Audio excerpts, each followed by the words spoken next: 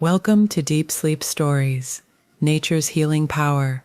Hello, beautiful soul, and welcome to this sacred sanctuary of nature's ancient wisdom. These stories are designed to carry you gently into sleep while your heart receives the deepest truths of healing, truths that flow through every tree, every mountain, every sacred spring.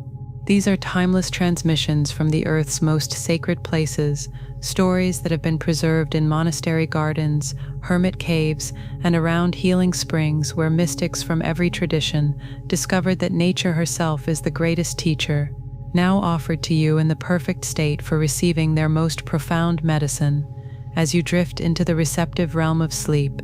For millennia, spiritual seekers across all cultures understood something profound. The most transformative healing often comes not through force or effort, but through gentle communion with the natural world and the patient recognition of the sacred presence that flows through every element of creation. Tonight, you'll receive these healing stories exactly as they were meant to be absorbed, effortlessly, allowing your soul to drink in their timeless medicine while your conscious mind releases into peaceful rest. You'll discover what happened when the Buddha found his awakening beneath an ancient Bodhi tree, a tree that had been teaching patience for 500 years, learning that the deepest truths come to those who know how to receive what has always been present. We'll journey with a Celtic monk who discovered a healing spring in the windswept hills of Ireland, waters bubbling up from the earth's heart, to offer their gifts to all who approached with reverence. You'll meet a Lakota medicine woman. She received visions from thunder beings in a sacred waterfall, learning that the voices of healing speak through every element. When we remember how to listen, we'll walk with a Persian mystic who found divine beauty blooming as an impossible rose in the harshest desert, discovering that love's medicine can flower anywhere the heart learns to see with sacred eyes. You'll witness how an Aboriginal elder followed songlines across the ancient landscape, learning that the healing we seek is already woven into the very ground beneath our feet.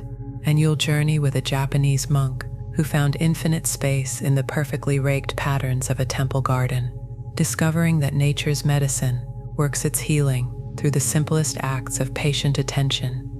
These stories come to you from sacred sites across the earth, from the mystical groves of ancient Wales to the healing springs of Japan, from the visionary peaks of Tibet to the songline paths of Australia, from the desert roses of Persia to the cenotes of the Maya.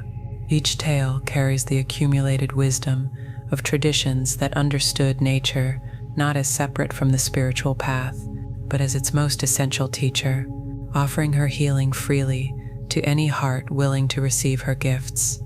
As you drift tonight, allow these nature stories to find their way into the quiet spaces of your being, where they can work their gentle healing beyond the reach of effort or analysis. Let them remind you that the medicine you seek may be flowing in the nearest stream, growing in the humblest garden, or waiting in the simple act of standing beneath an ancient tree and remembering that you too are part of this vast, sacred web of life.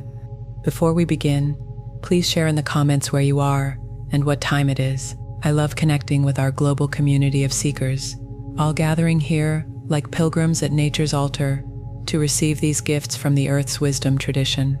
Now, place your phone or tablet face down so the light won't distract you, but keep it close enough to hear my voice. Settle into your most comfortable position. Let your breathing find its natural rhythm, like the gentle flow of mountain streams, and prepare to receive these timeless stories in the way they were always meant to be received, through the doorway of an open heart, surrendering into rest. The ancient teachers of every tradition await, their wisdom preserved like sacred medicines in the treasury of these nature tales. Let's begin this journey together, allowing these stories of sacred trees and healing waters, mystical mountains, and desert roses to carry you gently toward the peaceful sleep where all seeking finds its home in the embrace of the earth herself. All is well. Let nature's first healing story begin. Settle back now, dear listener, and let these words carry you like the warm evening breeze that once stirred the ancient leaves of a sacred tree. In northeastern India, there's nothing you need to do but rest beneath the shelter of this story of awakening that reveals how stillness can hold all movement. Allow yourself to drift toward sleep as you listen, for this is the very best way to receive the story's deepest gifts, letting the tale carry you into dreams, where its wisdom can take root, like the deep foundations of understanding. Allow yourself to be transported to a time when trees themselves were the greatest teachers, and the wisdom of patient witnessing could reveal truths more profound than any we might grasp with restless seeking. Settle back now, dear listener, and let these words carry you like the warm evening breeze that once stirred the ancient leaves of a sacred tree. In northeastern India, there's nothing you need to do but rest beneath the shelter of this story of awakening that reveals how stillness can hold all movement. Allow yourself to drift toward sleep as you listen, for this is the very best way to receive the story's deepest gifts, letting the tale carry you into dreams, where its wisdom can take root like the deep foundations of understanding. Allow yourself to be transported to a time when trees themselves were the greatest teachers, and the wisdom of patient witnessing could reveal truths more profound than any we might grasp with restless seeking. In the dusty plains of ancient Bihar, where the sacred Ganges carved its serpentine path through emerald rice paddies and sacred groves, the air itself seemed to shimmer with devotion. The year was somewhere in the 6th century before our common era. Oxen pulled wooden carts along rutted roads. Women in saffron saris carried water jugs balanced on their heads, their silver bangles catching the light. The scent of burning ghee drifted from distant temples. Peacocks called from hidden gardens. And there, beside the quiet village of Bodh Gaya, stood a tree that had already weathered 500 monsoons. She was magnificent. Her trunk rose like a cathedral pillar, its bark the color of pewter, smooth in some places, deeply furrowed in others, where time had carved its stories. Her canopy spread wide as a temple courtyard, heart-shaped leaves rustling secrets in the ancient language of wind and wood. Roots thick as elephant trunks disappeared into the red earth, some surfacing again yards away, like the backs of sleeping serpents. The local villagers called her the sacred fig. They left offerings at her base, marigold garlands, clay bowls filled with milk and honey, grains of rice that sparkled like tiny pearls in the morning light. Children played in her shade while their mothers ground grain on stone wheels, the rhythmic scraping mixing with the drone of temple bells from across the fields. But the tree knew she was something more than sacred. She was ancient patience itself. She was the witness who forgets nothing and judges nothing, who has seen the rise and fall of kingdoms, the birth and death of countless generations, the eternal dance of seeking and finding that plays out beneath every sky. On this particular evening, as the sun began its descent toward the western hills, and the air grew thick with the promise of approaching monsoon rains, a young man approached her from the dusty road. His feet were bare, cracked. His ochre robes hung loose on his thin frame. 6 years of wandering had carved hollows in his cheeks, had burnished his skin to the color of burnished copper. This was Siddhartha, prince turned seeker, palace dweller turned forest wanderer. He had studied with the great masters, in caves high in the Himalayas, where the air was so thin that thoughts themselves seemed to crystallize. He had practiced austerities so severe that his ribs showed through his skin like the bars of a cage. He had fasted until his stomach touched his spine, had held his breath until stars exploded behind his closed eyes, had stood motionless for days until his legs forgot how to bend, and still something eluded him. The tree felt his approach, like the tremor of distant thunder. She had seen this restlessness before in the countless seekers who had found their way to her shade. the beautiful agony of souls who sense they are almost home but cannot find the door, the exhaustion that comes not from the body, but from a mind that has searched every corner of existence except the one place where rest might actually be found. As he settled, cross-legged, against her massive trunk, the tree began her ancient work, not through teaching or preaching, but through the simple power of her presence, the way a mountain teaches patience simply by being a mountain, the way a river teaches flow simply by flowing. The evening air cooled. Jasmine opened its white stars in hidden gardens. Night, blooming serious, unfurled its ghostly petals. The calls of peacocks gave way to the haunting cry of nightjars. Somewhere, a flute played a melody that seemed to drift like incense through the gathering darkness. Fireflies began their ancient dance among her leaves, tiny lanterns of living light pulsing with some cosmic rhythm older than memory. The tree felt Siddhartha's breathing gradually align with her own deep rhythms, the way her roots drank from underground streams, the way her leaves received starlight and transformed it into life itself. Hours passed, like the slow turning of seasons.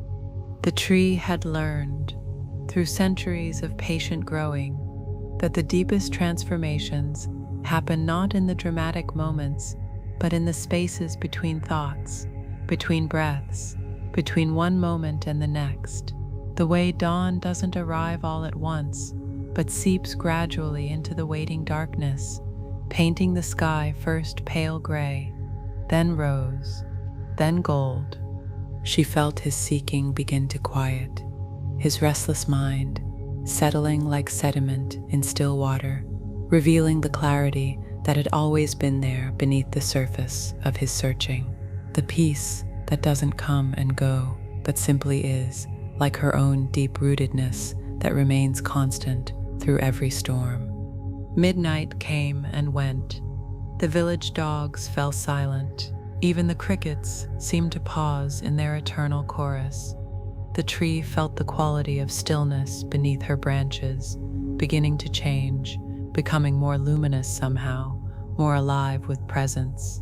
She had witnessed this before, in the rare souls who finally stop looking outside themselves for what can only be found within. And then, in the deepest hour of night, when the moon was a silver coin balanced on her highest branch, something shifted. It wasn't dramatic. There was no lightning, no celestial music, no shower of flower petals from heaven. It was more like the moment when a bud becomes a flower, gradual and then sudden, natural as breathing. Siddhartha's understanding dawned like sunrise over the Ganges. The tree felt it as her own deepening, for she knew what mystics across all traditions would later understand, that consciousness is not contained within the boundaries of any single form, but flows through all things like sunlight through her leaves, like sap through her trunk, like wind through her branches.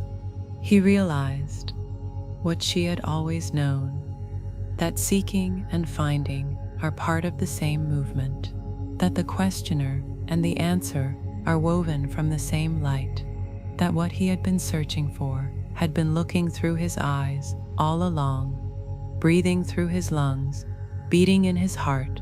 The Buddha, as he would come to be known, sat in perfect stillness, as understanding bloomed within him, like her own flowers, which opened not through force, but through simple readiness.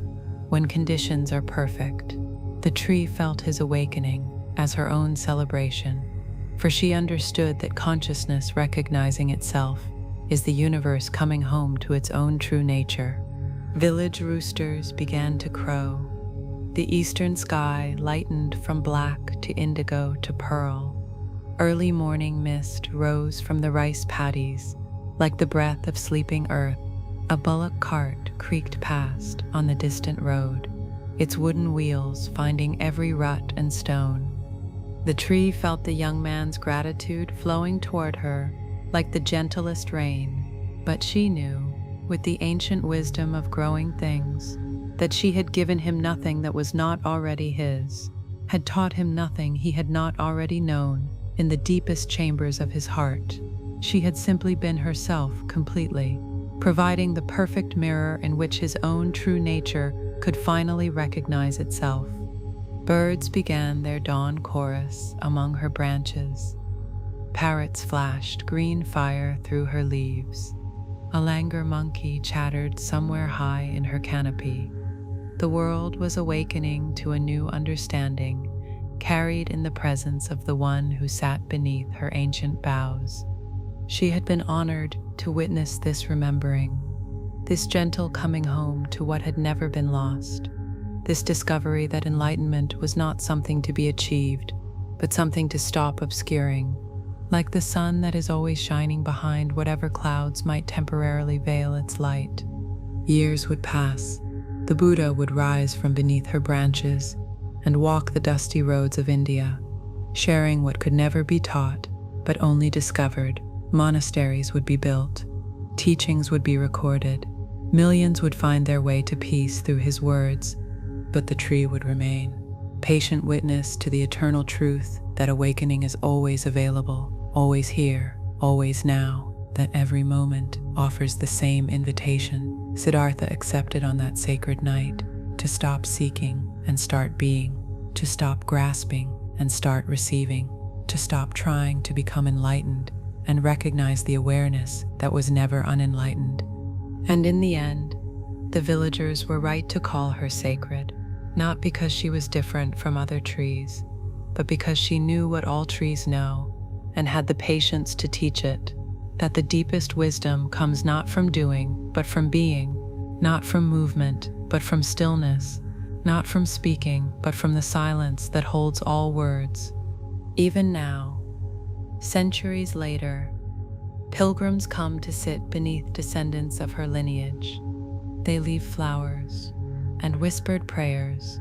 They close their eyes and feel the same presence that Siddhartha felt, the same patient witness, the same invitation to simply be what they have always been. And all is well. All has always been well.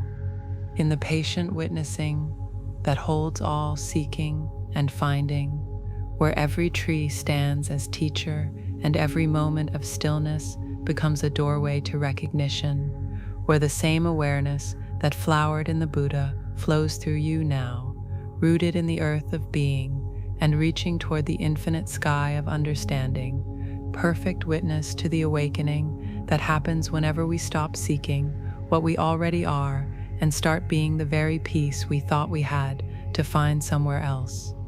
All is well. Settle back now, dear listener, and let these words carry you like the cool mist that once drifted across the sacred hills of ancient Wales.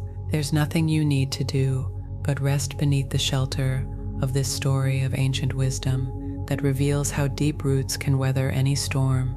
Allow yourself to drift towards sleep as you listen, for this is the very best way to receive the story's deepest gifts, letting the tale carry you into dreams where its wisdom can take root like the deep counsel of the earth itself.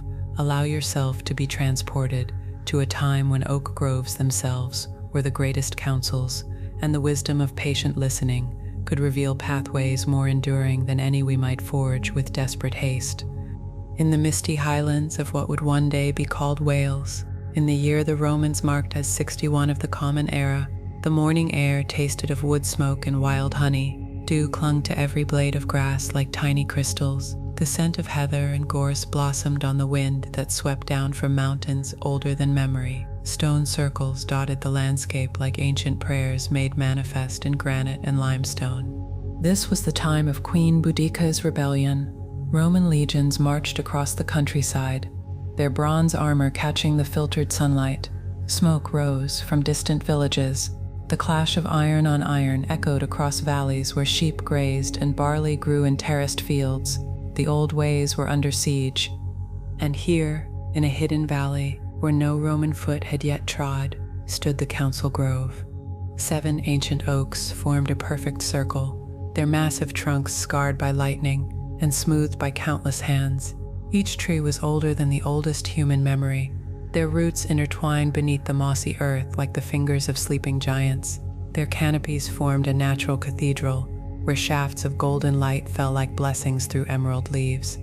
The largest oak, the elder, stood at the circle's heart.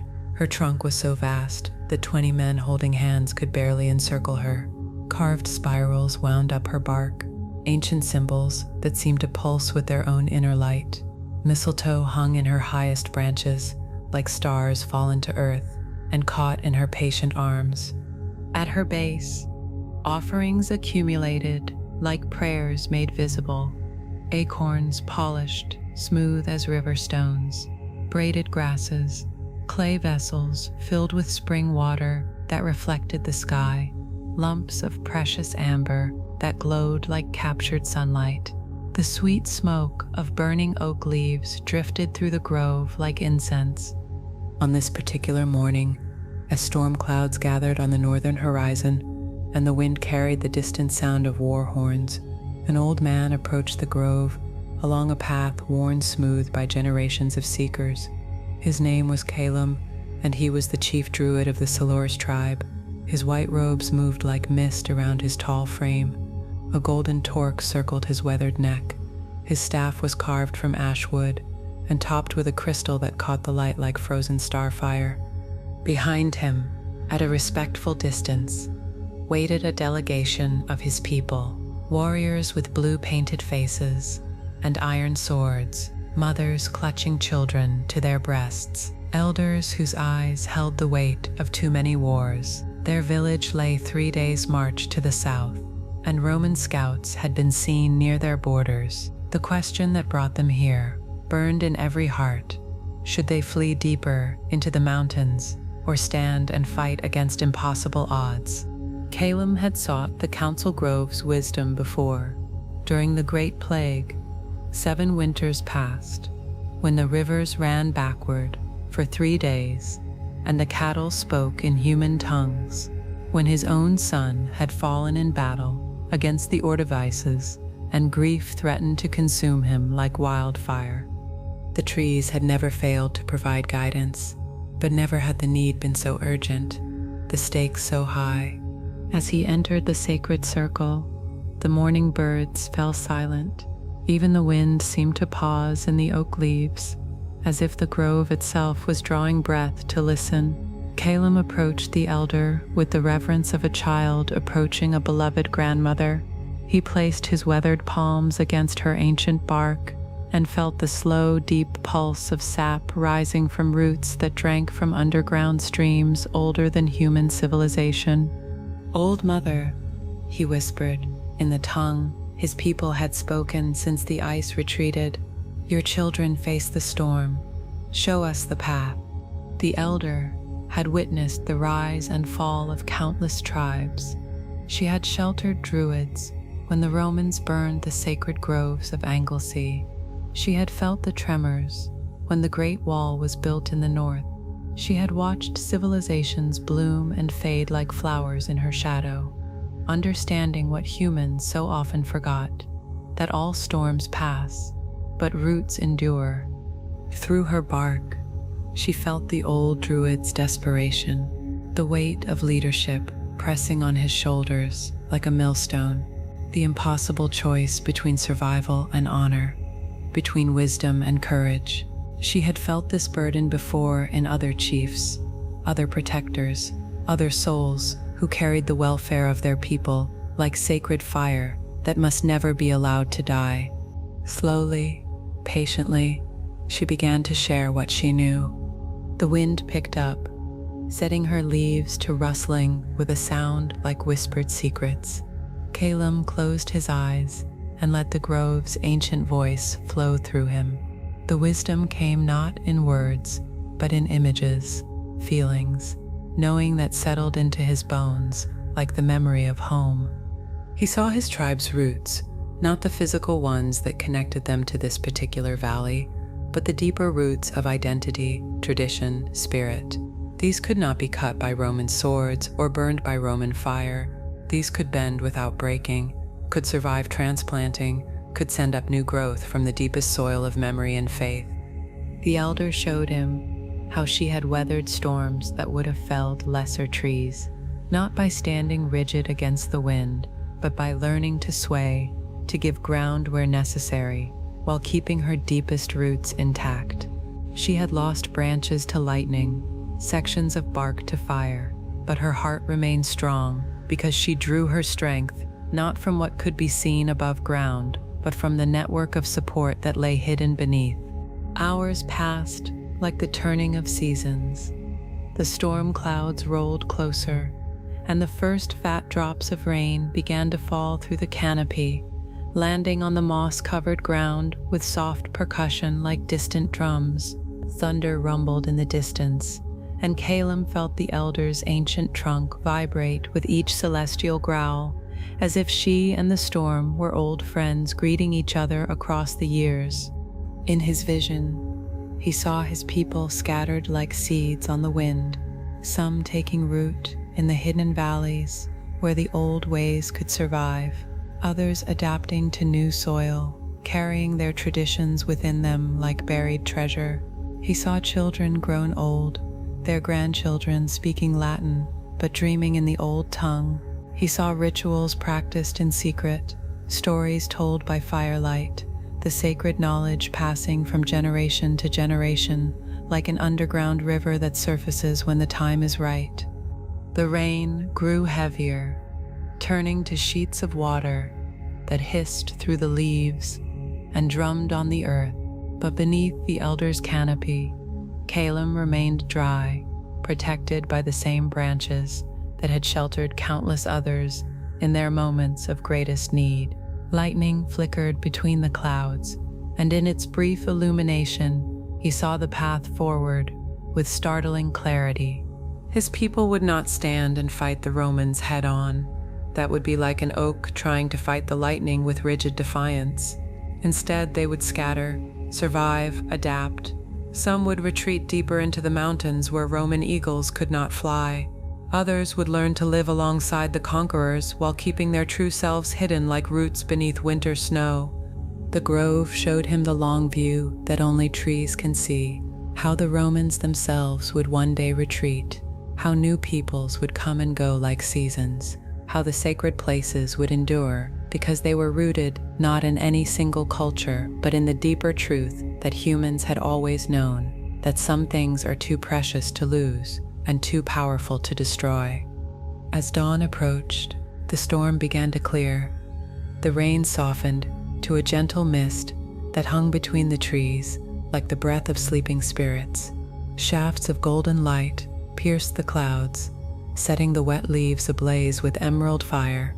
Somewhere, a blackbird began to sing, its liquid notes cascading through the grove like falling water. Caleb opened his eyes and found his answer settled in his heart like a stone dropped into still water. The ripples of certainty spread through his entire being. He knew what he had to tell his people, not what they wanted to hear perhaps, but what they needed to know. He pressed his forehead against the elder's bark one final time, feeling the deep patience that had sustained her through centuries of change. In her rings of growth, he felt the story of his own people, how they had survived ice ages and floods, invasions and plagues, by remaining flexible while keeping their deepest values intact. "Thank you, old mother," he whispered. "Your wisdom runs deeper than Roman roots could ever reach." As he turned to leave the grove, the sun broke fully through the clouds, transforming the mist into golden veils that danced between the ancient trunks. His people waited at the grove's edge, their faces etched with hope and fear in equal measure. They looked to him as he had looked to the trees, seeking not just answers, but the strength to accept whatever truth needed to be faced. He would tell them about the scattering, about the long survival, about the ways their culture would bend without breaking, would go underground without dying, would emerge in new forms when the time was right. Some would weep, some would rage, but in the end, they would understand what the grove had taught him, that true strength lies not in rigid resistance, but in the ability to adapt while keeping one's deepest nature intact. Years later, when Roman rule had settled over the land like snow that eventually melts, when Latin mixed with Celtic on children's tongues, and new gods stood beside old ones in hidden shrines, the grove would still be there, still offering its ancient counsel to any who remembered how to listen, still teaching the patience that outlasts empires and the wisdom that survives all storms. And scattered across the known world, in remote valleys and busy cities alike, the descendants of his tribe would carry their stories like seeds, waiting for the right season to bloom again into the light. And all is well, all has always been well, in the deep counsel that flows from roots too ancient to be shaken, where every grove stands as sanctuary, and every moment of listening becomes a doorway to guidance, where the same patient wisdom that sheltered the Druids shelters you now, rooted in the earth of eternal truth and reaching toward the sky of infinite possibility, perfect counsel for the storms that come and go, while the deepest wisdom remains, growing through all seasons of change toward the light that never fades. All is well. Settle back now, dear listener, for this is exactly the right time and place to receive this story of ancient connection, where the wisdom of the oldest continent speaks through trees that have stood since the world was young.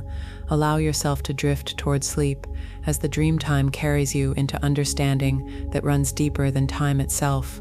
Before we begin, I offer this story with deep respect for the Aboriginal peoples of Australia, whose connection to country and ancestral wisdom spans tens of thousands of years. This tale is shared in the spirit of honoring their profound spiritual traditions, while recognizing that the deepest truths belong to the communities who have carried them since the beginning of time. In the red heart of what the white settlers would one day call the Northern Territory, in a time when the old queen across the sea was celebrating her golden jubilee, and the telegraph lines were just beginning to stretch across the continent like spider silk, the morning air shimmered with heat that rose from stone older than memory. The year was 1887, and the sun had already climbed high enough to turn the spinifex grass silver and set the ghost gums to glowing like pale sentinels against the burning blue sky. This was country that remembered when the rainbow serpent carved the rivers with her mighty body, when the first ancestors walked the song lines into existence, when every rock and water hole and tree was sung into being by voices that knew the secret names of all things. Here, beside a billabong that reflected the sky like a mirror dropped by careless spirits, stood the Old One. The Baobab tree was impossibly ancient. Her trunk swelled like the belly of a pregnant woman, gray bark smooth as river stone, in some places, deeply wrinkled in others, where time had carved its stories. She was wide enough that a dozen men could shelter in her shadow, tall enough that wedge-tailed eagles nested in her crown. Her roots spread underground like a vast web, drinking from waters that flowed through limestone caves decorated with handprints older than the pyramids. The local people called her Grandmother Tree. They had carved sacred symbols into her bark, spirals and circles and lines that mapped the dreaming tracks crisscrossing this country like the veins in a giant's hand. Around her base, the red earth was worn smooth by countless generations of bare feet, countless ceremonies, countless moments when the living had come to speak with those who had gone before. Ochre handprints decorated her lower trunk like a gallery of prayers, yellow and white, and deep red earth pigments that caught the light and seemed to pulse with their own inner fire. The scent of eucalyptus and acacia blossoms drifted on the hot wind. Somewhere a butcher bird called its liquid notes. The drone of cicadas rose and fell like breathing. On this particular morning, as the heat began to build toward the crushing intensity of midday, an old man approached the billabong, along a path invisible to European eyes, but clear as a highway to those who knew how to read the country. His name was Jalbanu, and he was a senior lawman of the Gurindji people. His dark skin was decorated with intricate patterns of white clay that told the story of his totems, his affiliations, his place in the vast web of kinship that connected all things. In his weathered hands, he carried a message stick carved with symbols that spoke a crisis too urgent for ordinary words.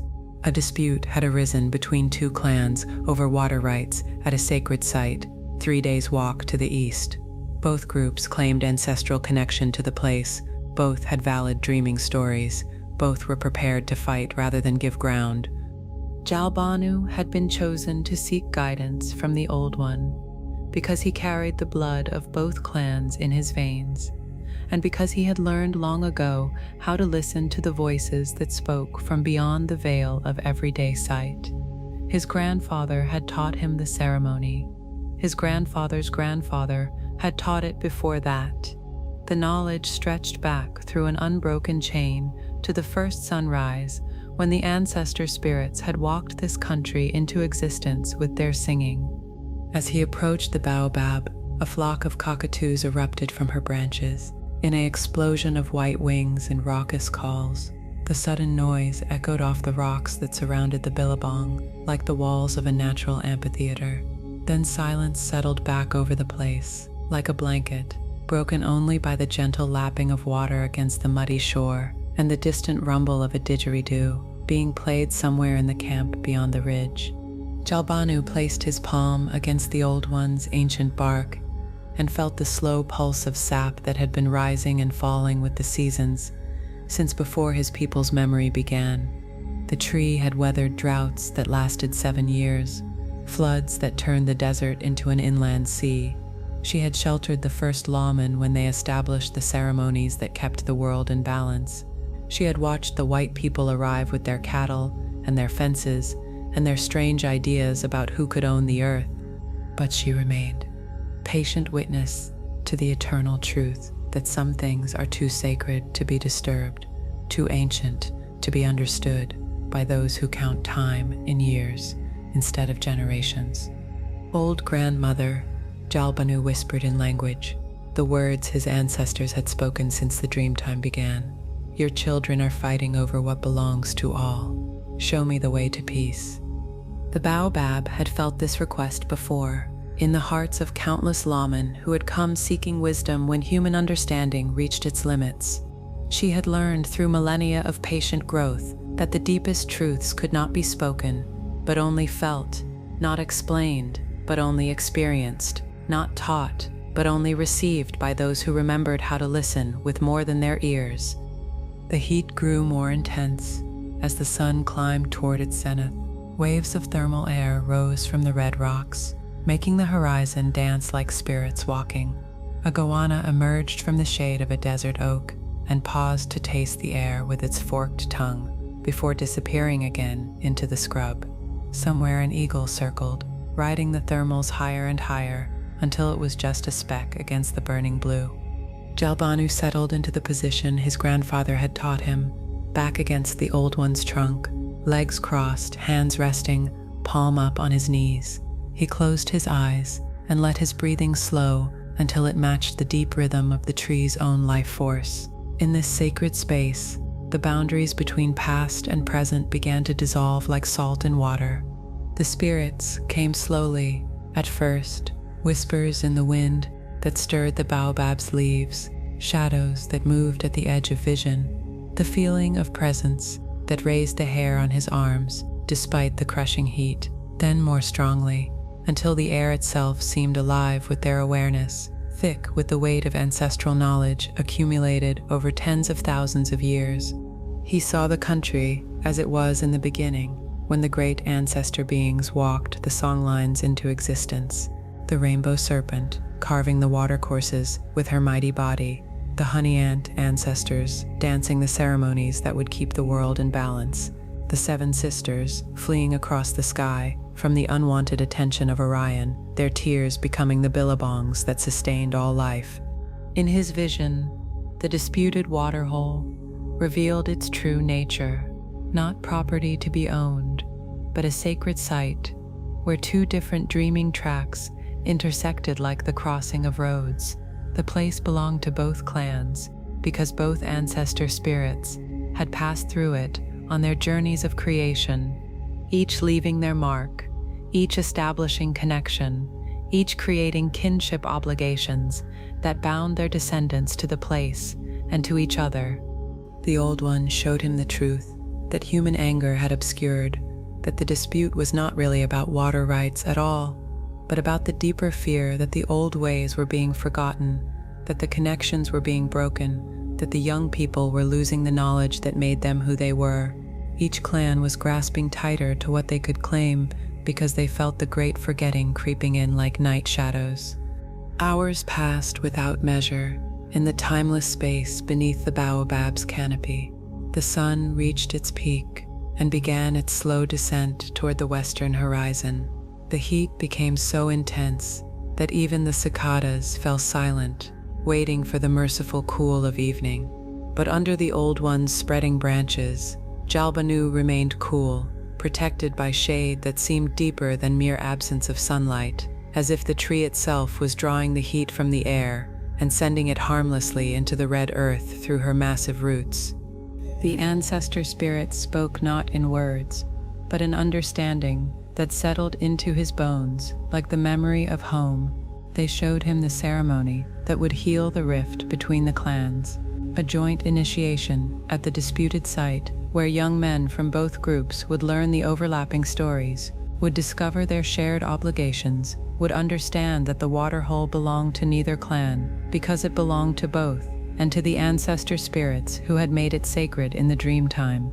As the afternoon light began to slant golden through the Old One's leaves, painting the red rocks amber and setting the billabong's surface ablaze with reflected sky, Jalbanu felt the vision complete itself, like a song reaching its final note.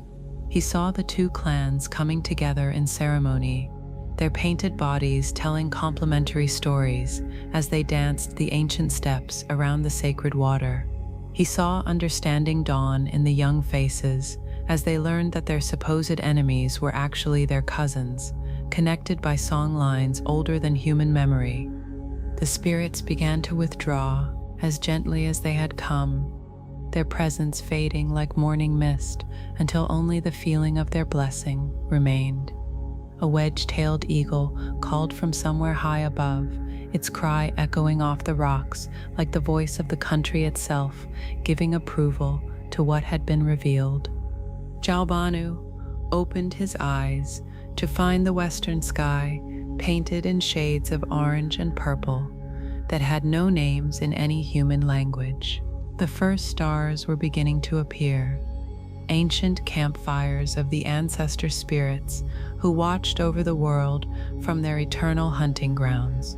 Somewhere in the distance, a dingo howled, its voice lonely and wild and perfectly suited to this country that remembered when humans were just another animal seeking water and shelter and understanding of their place in the great web of existence. He pressed his forehead against the Old One's bark one final time, feeling the deep patience that had sustained her through ice ages and droughts, through the coming of new peoples and the forgetting of old ways.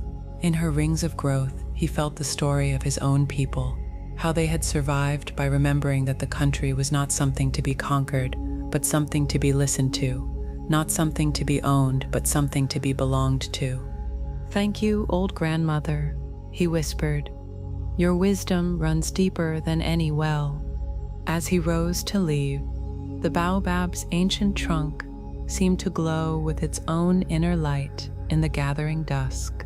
Fruit bats were beginning to stir in her upper branches, preparing for their nightly hunt. The air was finally starting to cool, carrying the scent of night-blooming flowers and the promise of relief from the day's crushing heat. He would return to the disputing clans with more than just words.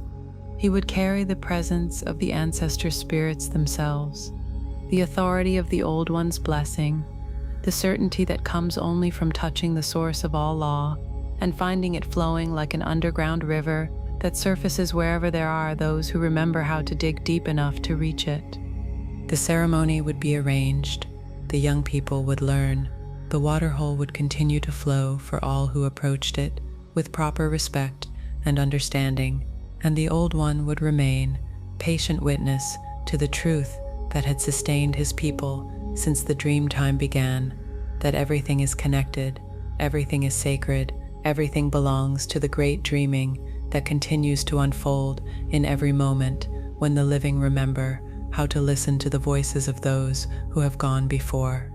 And all is well, all has always been well, in the ancient dreaming that connects all things, where every tree stands as ancestor and every moment of deep listening becomes a doorway to wisdom older than time, where the same eternal spirits that guided the lawmen guide you now, rooted in the songlines of existence and reaching toward the star-filled sky of infinite connection, perfect witnesses to the dreaming that flows through all things, teaching us that we belong to the country and the country belongs to us, that the ancestors walk beside us always, that the old wisdom lives forever in those who remember how to be still and listen to the voices that speak from the heart of the world itself.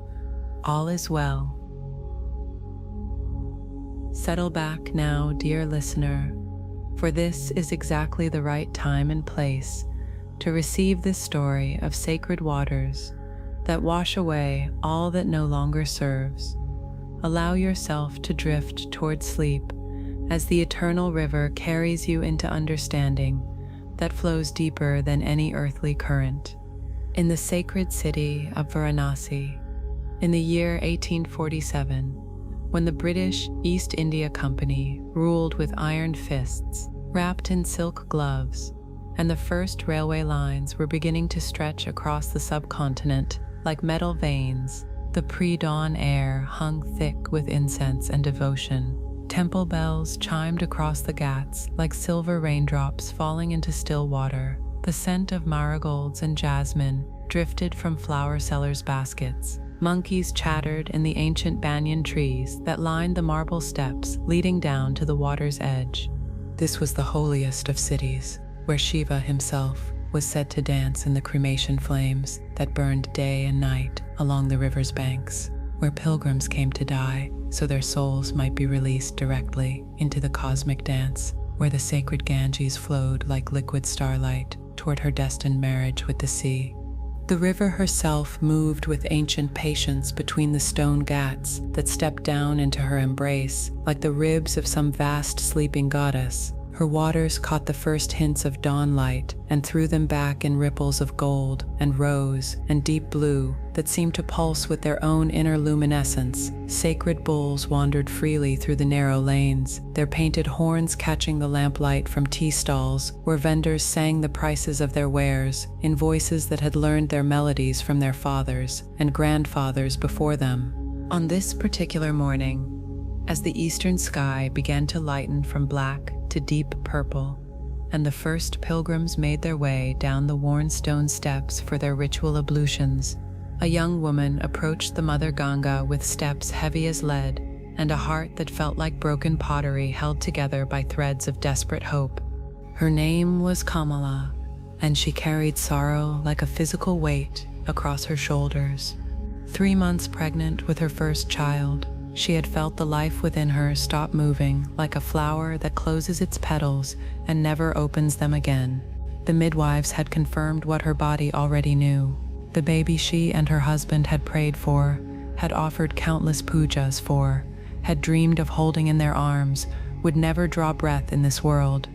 She had traveled 7 days from her village in the hills of Uttarakhand, riding in a bullock cart that jolted over roads made treacherous by the retreating monsoon. Her husband had wanted to come, but someone had to tend their small plot of land, had to care for his aging mother, had to maintain the fiction that life could continue as normal, while grief carved hollows in their hearts like a river cutting through stone. The temple priests in her village had spoken of karma, of past life debts that must be paid, of the mysterious workings of divine will that mortal minds could never comprehend. But Kamala's mother, wise in the ways that women's wisdom is always wise, had pressed a small cloth bag of sacred tulsi seeds into her daughter's palm and whispered, "Go to Ganga Ma. She knows the language of women's sorrows. She has washed away the tears of mothers since time began. Now, as she stood at the top of the Dashashwanbed Ghat, with the sacred river spreading before her like a moving mirror that reflected all of creation, Kamala felt the weight of countless other sorrows that these stones had witnessed. Women who had lost children to plague and famine, and the casual cruelties of a world that ground the poor between its teeth like grain. Men who had carried the bodies of their fathers to these waters for the final blessing of fire and river. Pilgrims who had come seeking absolution for sins both real and imagined, seeking the dissolution of suffering that seemed too large for any human heart to contain. The Ghats were already busy, despite the early hour. Sadhus in ochre robes sat in meditation beneath silk umbrellas, their bodies painted with ash from the cremation fires, their hair matted into ropes that hung like the roots of ancient trees. Pandas, the hereditary priests, chanted Sanskrit verses that had been old when Alexander crossed the Indus. Washermen beat clothes against the stone steps with rhythmic precision, sending clouds of spray into the air that caught the growing light like prisms of liquid crystal. Kamala descended the steps slowly, her bare feet finding the worn grooves that millions of other feet had carved into the stone over centuries of pilgrimage. Each step felt like a small death, a small surrender, a small letting go of the future she had imagined for herself and the child who would never be. At the water's edge, she paused and looked out across the river's broad expanse. On the far shore, she could see the endless stretch of sand and grass, where cremation smoke rose in thin columns toward the lightening sky. Boats dotted the water like fallen leaves, pilgrims and tourists and fishermen, all drawn to these sacred waters for reasons both sacred and mundane. The air smelled of wood smoke and incense, of flowers and funeral pyres, of the rich organic scent of a river that had been carrying the prayers and sorrows and joys of humanity for millennia beyond counting. She waded in slowly, her cotton sari growing heavy as it absorbed the holy water that pilgrims traveled thousands of miles to touch. The river was surprisingly warm, heated by the summer sun that had baked the northern plains for months. Small fish darted around her ankles like silver blessings. Somewhere upstream, temple bells began their morning chorus, the bronze voices carrying across the water with a resonance that seemed to vibrate in her very bones. Maganga, she whispered, using the familiar term that millions of daughters had used before her. I bring you my sorrow. I bring you my broken dreams. I bring you this pain that is too heavy for me to carry alone. The river had heard these words countless times before, in countless languages, from countless hearts that had found their way to her banks, carrying burdens too great for mortal shoulders. She had washed the feet of saints and sinners, had carried the ashes of the holy and the ordinary toward the sea that receives all offerings without judgment. She knew the particular weight of a mother's grief, the way it settled into the body like lead, the way it made every breath feel like work. Through her waters, she began to work the ancient alchemy that rivers have always known. Not the removal of pain, for some sorrows are too sacred to be simply washed away, but the transformation of suffering into something that could be carried, integrated, woven into the larger tapestry of a life that still held meaning, even in the face of loss. Kamala felt it, beginning as she stood waist deep in the sacred current, a loosening around her heart, as if bands of iron were slowly dissolving. The water seemed to be drawing something from her, some poison of anger and self-blame that had been eating at her like acid since the day the baby stopped moving. She found herself crying, tears that mixed with the holy water until she could no longer tell where her sorrow ended and the river's eternal compassion began. An old woman materialized beside her, as if rising from the water itself. Her white hair was coiled into a neat bun, her face deeply lined but peaceful as a mountain lake. She wore the simple white cotton of a widow, but her eyes held the kind of joy that comes only to those who have looked directly into the face of loss and found something greater waiting on the other side. "First child?"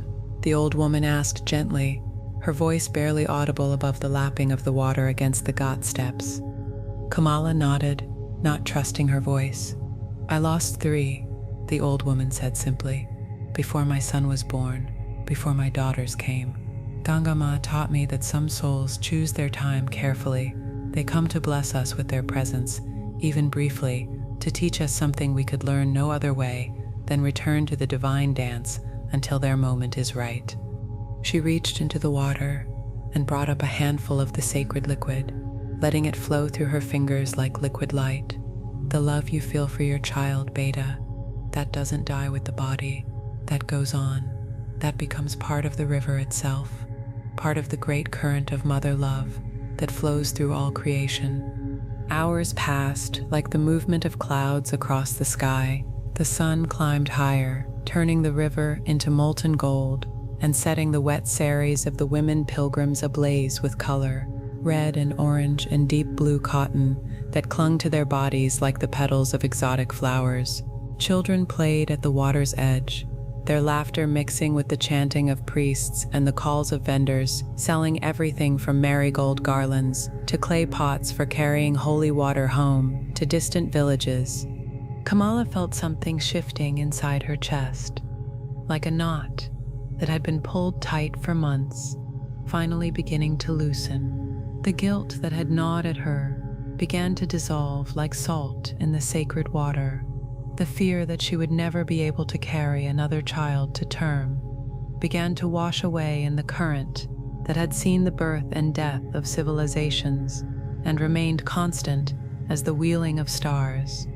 She understood, without words or explanations, that her grief was not a punishment, but a recognition of love, that the depth of her sorrow was a measure of the depth of her capacity for joy, that the child who had briefly grown beneath her heart had indeed been a blessing, even in its brevity, a soul that had chosen her to be its mother for whatever time the cosmic dance had allowed.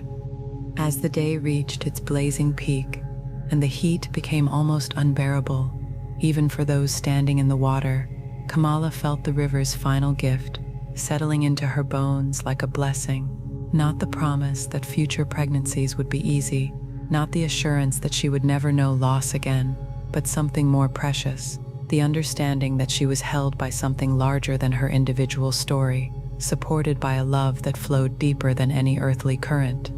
She cupped the sacred water in her palms and poured it over her head 3 times, feeling it cascade down her hair and shoulders like a baptism that washed away not just the dust of travel, but the accumulated weight of blame and fear that had been her constant companions for months.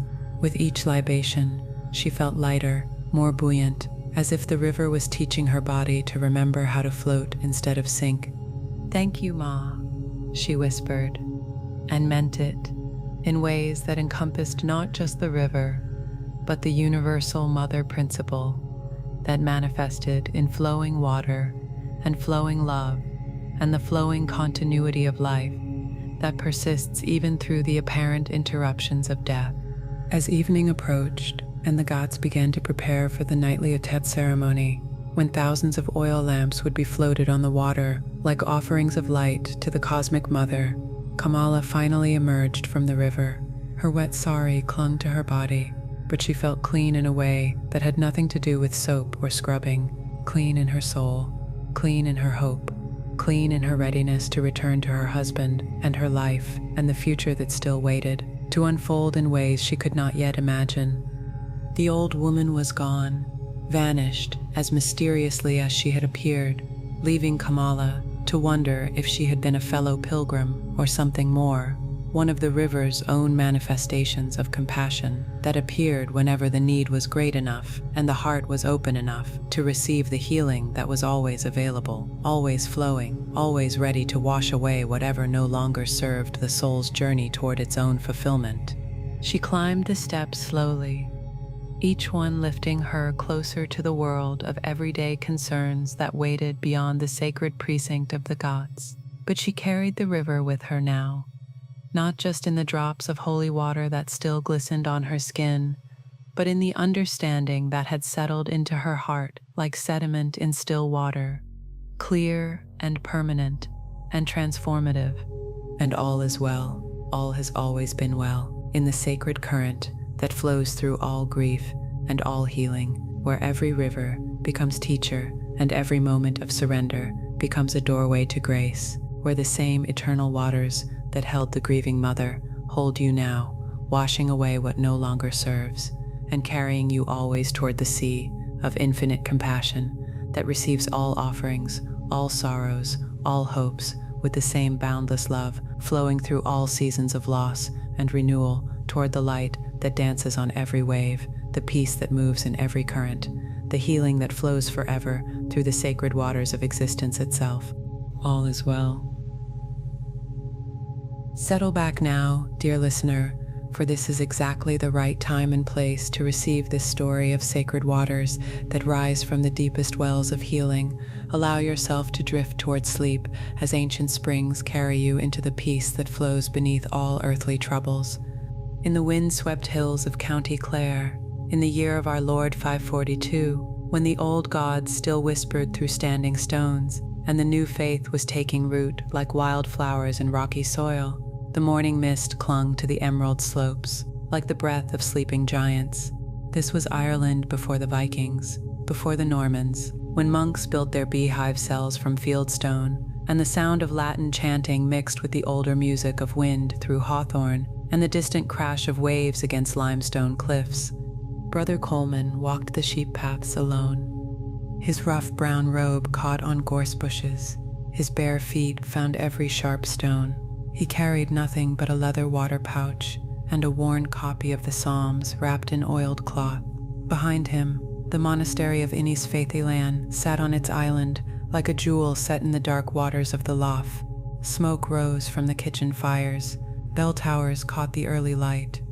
But something called him inland, away from his brother's prayers, away from the copied manuscripts and the measured hours of worship. Something that pulled at his heart like the tide pulls at the shore. For 3 months, he had been dreaming of water, not the gray lough that surrounded his island home, but water that bubbled up from the earth itself, crystal clear, sweet as honey, warm even in winter. In his dreams, the sick came to drink and went away healed. The lame walked, the blind saw, the broken-hearted found peace that passed understanding. His abbot had granted permission for this wandering. Sometimes, the old man had said, with eyes that remembered his own mystical encounters, God calls us to prayer that has no walls. Now Coleman climbed higher into hills that had no names in any Christian tongue. Ancient burial mounds dotted the landscape like sleeping warriors. Stone circles stood sentinel against the morning sky. This was country where druids had once practiced their mysteries, where the Tuatha Dé Danann were said to have retreated when mortal men claimed the Green Isle for their own. The mist began to clear as the sun climbed higher. Sheep watched him pass, with eyes like black pearls. A red kite circled overhead, riding the thermals that rose from valleys still in shadow. Somewhere a cuckoo called, then another. The hills seemed to echo with ancient music that had no need of human words. Coleman paused to rest beside a fairy fort. The circular earthwork was older than memory. Hawthorn trees grew from its ramparts, their white blossoms scattered like stars across the emerald grass. Local farmers avoided such places. They said the seed still danced there on nights when the moon was dark. But the monk felt no fear, only invitation.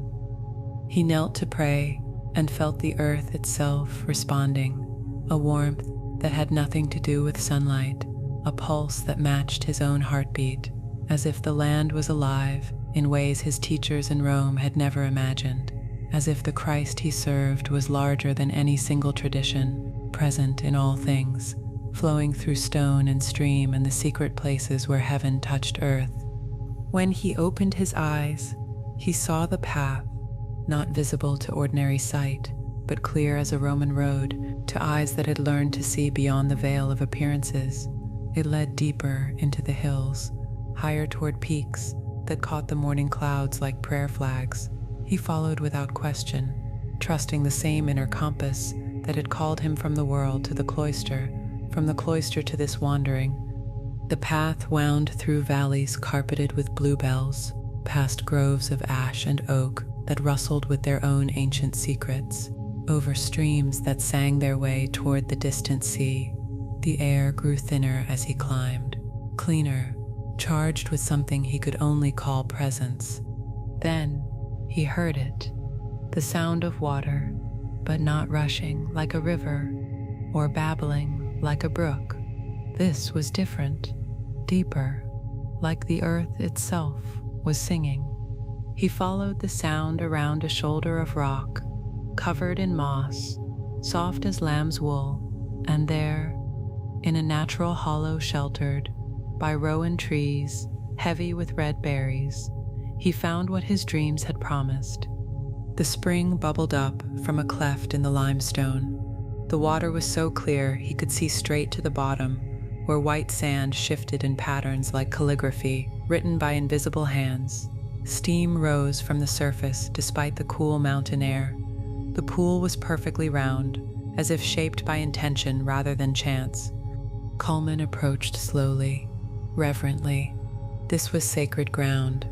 He could feel it in the way the air itself seemed to shimmer, in the way silence gathered here like a blessing, in the way his heart quickened with recognition, as if he had finally found something he hadn't known he was looking for. He knelt at the water's edge, cupped his hands, drank. The water was warm as summer rain, sweet as spring honey. It seemed to carry light within itself, illuminating places in his body he hadn't known were dark. He felt healing begin immediately, not in any dramatic way, but like morning mist clearing from a valley. Old pains dissolved, old fears released their grip. The grief he had carried since his mother's death, 3 winters past, simply flowed away like dirt washed from clean stone. "Lord," he whispered in the Gaelic. His heart knew better than Latin. "What would you have me do with this gift?" The answer came not in words, but in knowing that settled into his bones, like warmth from a turf fire. He was to be the spring's guardian, its herald, the one who would tell the world that healing waters flowed in these forgotten hills, that God's mercy was not contained within church walls, but bubbled up wherever hearts were open to receive it. He built his first shelter from fallen branches and stones scattered by long-ago storms, a simple lean-to that faced the spring like a shrine. He gathered watercress from the outflow stream, found wild apples in a grove that seemed planted by intention, though no human hand had touched these trees for generations. Days passed, like prayer beads through patient fingers. Coleman settled into rhythms, older than monastic hours. He woke with the larks, prayed as the sun painted the peaks rose and gold, tended the spring's surroundings with the care of a mother preparing for important guests. Word began to spread, as word always spreads in the countryside. A farmer mentioned the strange monk to his wife. She told her sister in the next valley. A traveling tinker carried the story to 3 counties before the month was out. People began to come. First, the curious, then the desperate. A woman whose baby would not stop crying, a man whose sheep were dying of some unknown plague, an old grandfather whose joints had been locked with pain since the harsh winter. They came expecting little and found everything. The water healed in ways that defied explanation, not always dramatically, not always completely, but always with a mercy that touched the deepest places where human suffering lived. The baby slept, the sheep recovered, the grandfather walked home singing songs he hadn't sung since his youth. As autumn turned the leaves to fire and gold, pilgrims began arriving from distant counties. They brought offerings, small coins, candles made from beeswax, ribbons that fluttered from the rowan branches, like prayers made visible. Most precious of all, they brought their stories, testimonies of healing that spread like ripples on still water. Coleman built a proper chapel from the gray limestone that lay scattered across the hillside. Nothing grand, just 4 walls and a roof to shelter the altar he carved from a single block of stone. The spring remained outside, open to sky and weather and the constant procession of pilgrims who came seeking what their hearts remembered but their minds had forgotten. Years passed, the chapel grew. Other monks joined Coleman in his mountain hermitage. They built cells from dry stone and established the round of prayers that would echo through these hills for centuries to come. But the spring remained the heart of it all, the source from which all their other work flowed like water, finding its natural course. Coleman grew old, watching the endless procession of hope and healing, children splashing in the shallow edges while their parents knelt in thanksgiving, merchants filling leather bottles to carry healing home to distant towns, bishops arriving in fine robes and leaving with the simplicity of men who had remembered what they truly served. In his final years, he understood that he had been chosen, not because of his learning or his piety, but because of his willingness to follow where the mystery led, to trust in waters that rose from depths no human eye could fathom, to serve a spring that knew no boundaries of nation or creed, but offered its gifts to all who approached with open hearts.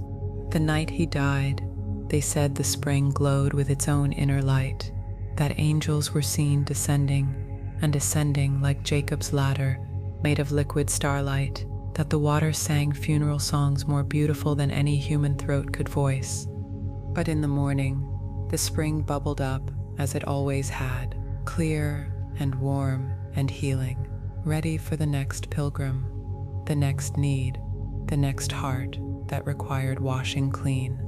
And all is well, all has always been well, in the sacred springs that rise from depths beyond our knowing, where every well becomes sanctuary and every sip becomes communion with the source that flows through all things, where the same healing waters that bless the pilgrims bless you now, bubbling up from the deepest places of mercy and grace, flowing clear and constant through all seasons of need and renewal toward the peace that wells up in every heart that remembers how to drink from the source that never runs dry, the spring eternal that rises wherever love breaks through the surface of the world.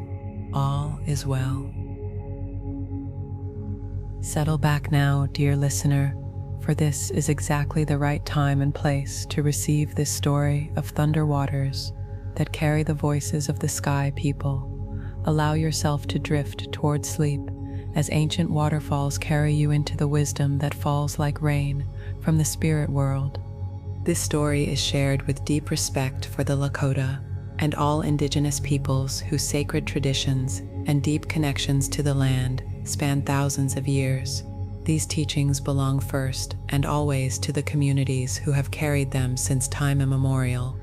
In the sacred Black Hills of what the Wasiku would one day call South Dakota, in the moon, when cherries turn red, of the year 1804, when Lewis and Clark were still struggling up the muddy Missouri, and the great herds of Tatanka still darkened the prairie like moving thunder, the air hung thick with the promise of storm.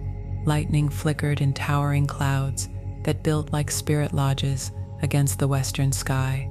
The scent of rain rode the wind that bent the grass in waves like a green ocean stretching to every horizon. This was Pahasapa, the heart of the world, where the Lakota people came to vision and pray and remember the old agreements made when the earth was young. Winona climbed the deer trail alone. Her braids were streaked with silver. Her buckskin dress bore the sacred symbols of her calling. Around her neck hung a medicine bundle wrapped in red cloth, containing items too sacred to name in common speech. She had fasted for 4 days, drunk only water blessed by the grandmothers, prepared her spirit for the vision that her dreams had promised would come with the storm. Behind her, in the valley, her people were breaking camp. The horse herds moved like dark clouds across the grassland. Trevway poles gleamed in the strange green light that comes before thunder. Children played games that mimicked the lightning's dance, while their mothers packed parfleches with dried meat and gathered medicines.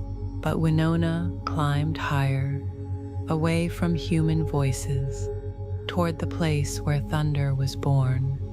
She had been called to this mountain by dreams that came 3 nights running, dreams of water falling from impossible heights, of voices speaking in the crash of stone on stone, of truths that could only be received by those willing to stand in the place where earth met sky, where the thunder beings danced their ancient ceremonies of power and renewal. The trail grew steeper as it wound between granite spires that thrust up like the backbone of sleeping giants. Ponderosa pines clung to impossible ledges. Their resin scented the air with something ancient and clean. Eagles nested in the high places, their cries echoing off stone walls that had been carved by waters older than memory. The sound reached her first, not thunder, though it shook the ground like the hoofbeats of the great buffalo herds, not wind, though it roared through the canyon like the breath of Wakanyan Oyate, the Thunder Nation itself. This was water finding its way home, water singing the song of gravity and stone and the endless cycle that lifts moisture from the sea and returns it to the mountains in ceremonies of rain and snow and the patient carving of canyons. She followed the sound around a shoulder of red rock, painted with lichens older than human memory, and there, falling from a cliff face that disappeared into the storm clouds above, she found what her dreams had promised. The waterfall plunged 300 feet into a pool carved from living granite.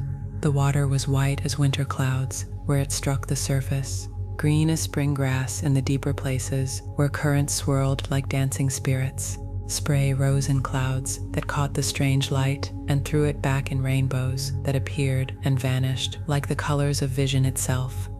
This was Minnehaha, laughing water, the place where the thunder beings came to wash the lightning from their hair.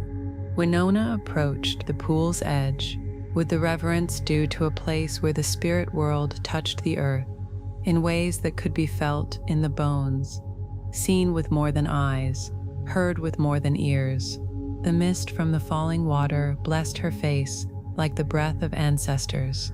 The sound filled her chest cavity until her own heartbeat seemed to match the rhythm of water meeting stone. She spread her blanket on a flat rock that jutted into the pool like an altar, opened her medicine bundle with hands that had learned their precision from her grandmother and her grandmother's grandmother before that. Sage for cleansing, sweet grass for calling the spirits, a piece of pipestone red as the blood that connects all living things. The storm was building overhead. Thunder rolled through the canyon like the voices of giants speaking in a language older than words. Lightning illuminated the falling water in snapshots of impossible beauty, freezing each droplet like a crystal prayer suspended between heaven and earth. She lit the sage with flint and steel, letting the smoke carry her intentions toward the place where the thunder beings danced among clouds, heavy with rain and possibility. The ceremony she performed had been passed down through generations of Lakota women who served as bridges between the human world and the realm of spirits that moved through all things like wind through grass. Wakinyan Oyate, she called in the language her people had spoken since emerging from the earth at Wind Cave. Thunder Nation, I come seeking the vision you promised. My people face the storm time. The Wasikyu come with their iron horses and their hunger for gold. Show me the path that leads through the darkness. The waterfall had heard such prayers before, from other medicine women in other crisis times, from warriors seeking power for the hunt, from mothers whose children walked too close to the spirit world. The water that fell here had once been snow on distant peaks, had been rain over endless grasslands, had been the tears of clouds that gathered the sorrows of earth and transformed them into the gift of life itself. Through the cascade, the thunder beings began to speak, not in human words, but in the language of elements unleashed. Lightning struck the cliff face above the falls, illuminating the granite in stark relief and sending the smell of ozone and scorched stone rolling through the canyon like incense burned in ceremonies too ancient for human memory. In that flash of light, Winona saw the vision beginning. She saw the great changes coming, like a flood that would reshape the landscape of her people's lives. The iron horse breathing smoke across the prairie, the building of towns where buffalo trails had wound for 10,000 years, the sacred Black Hills torn open like wounds as miners sought the yellow metal that drove white men to madness. But she saw more than destruction. She saw adaptation, survival, the way water finds new channels when the old ones are blocked. Her people would bend like the willow in the storm wind. Some would break, but the root would survive. The ceremony would continue. The sacred knowledge would be passed down through generations yet unborn. The thunder beings showed her children, who would speak both languages, Lakota and English, who would walk in both worlds and serve as bridges between them. She saw the old ceremonies practiced in secret, kept alive like coals banked against winter. She saw the prophecy of the white buffalo woman coming full circle, the sacred pipe kept safe through the dark time until the people could dance again in the light. Hours passed, or perhaps days. Time moved differently in the presence of the Thunder Nation. The storm intensified until the whole canyon became a cathedral of sound and light and water, transformed into every form it could take. Rain hammered the granite. Hail bounced like diamonds off the pool's surface. Lightning struck again and again, each bolt illuminating new aspects of the vision that unfolded like a sacred story painted on the walls of the world itself. Winona saw her own role in what was coming, not as a war leader. That was not her gift. Not as a chief who would try to hold back the tide of change through force of will, but as a keeper of the sacred knowledge, a bridge between the old time and the new, a woman who would help her people remember who they were, even when everything around them was being transformed. The vision climaxed with the falls themselves, seeming to reverse their flow, water rising like a liquid pillar toward the storm clouds above. In that impossible sight, she understood the deepest teaching the thunder beings offered, that what appears to fall can also rise, that what seems to end is also beginning, that the water which crashes down will rise again as mist and cloud and rain in the endless cycle of renewal that governs all existence. As dawn broke through the dissipating storm clouds, painting the canyon walls rose and gold, and turning the waterfall into a column of liquid light, Winona felt the vision complete itself, like a sacred hoop that has no beginning and no end. She knew what she had to do, how to prepare her people for the changes coming, how to preserve what must be preserved, how to adapt what could be adapted, how to trust in the great current of life that carries all things toward their destiny. She gathered her medicines with hands that trembled from more than cold, rolled her blanket with the careful attention of one who has touched the sacred and must now return that power to the world of everyday concerns. The waterfall continued its ancient song, unchanged by the visions it had witnessed, constant as the mountains themselves, yet always in motion, always flowing toward the sea that calls all waters home. The trail down seemed shorter than the climb up, as paths always do when we carry certainty instead of seeking. Her people would listen when she told them what the thunder beings had revealed, would prepare for the difficult seasons ahead with the knowledge that all storms eventually pass, that all waters eventually find their way home, that the spirit that flows through all things cannot be stopped by any earthly power. And all is well. All has always been well, in the thunder that speaks wisdom to those who know how to listen. where every waterfall becomes oracle and every storm becomes teacher, where the same eternal voices that guided the vision seeker guide you now, falling like rain from the infinite sky of possibility and rising again in the endless dance of renewal, flowing always toward the great gathering where all waters meet, all voices join, all visions unite in the one story that has been telling itself since time began, the story of the spirit that flows through all things like water finding its way home. All is well. Settle back now, dear listener, for this is exactly the right time and place to receive this story of mist-wrapped peaks where immortals dance among clouds. Allow yourself to drift toward sleep as ancient mountains carry you into the wisdom that flows like morning mist through the eternal way. In the Jade Mountains of Sichuan province, in the 13th year of the Kangxi Emperor's reign, when the Qing dynasty was still young, and the old ways of the Tao still flourished in hidden valleys, the morning mist rose from bamboo groves like the breath of sleeping dragons. This was 1674, when Jesuit missionaries were just beginning to penetrate the inner reaches of the Middle Kingdom, and tea merchants carried their precious leaves along routes older than written history. Master Wei Wu Wei climbed the narrow path alone. His cotton robes were the color of undyed silk. His straw sandals made no sound on the stone steps carved by monks dead 1,000 years.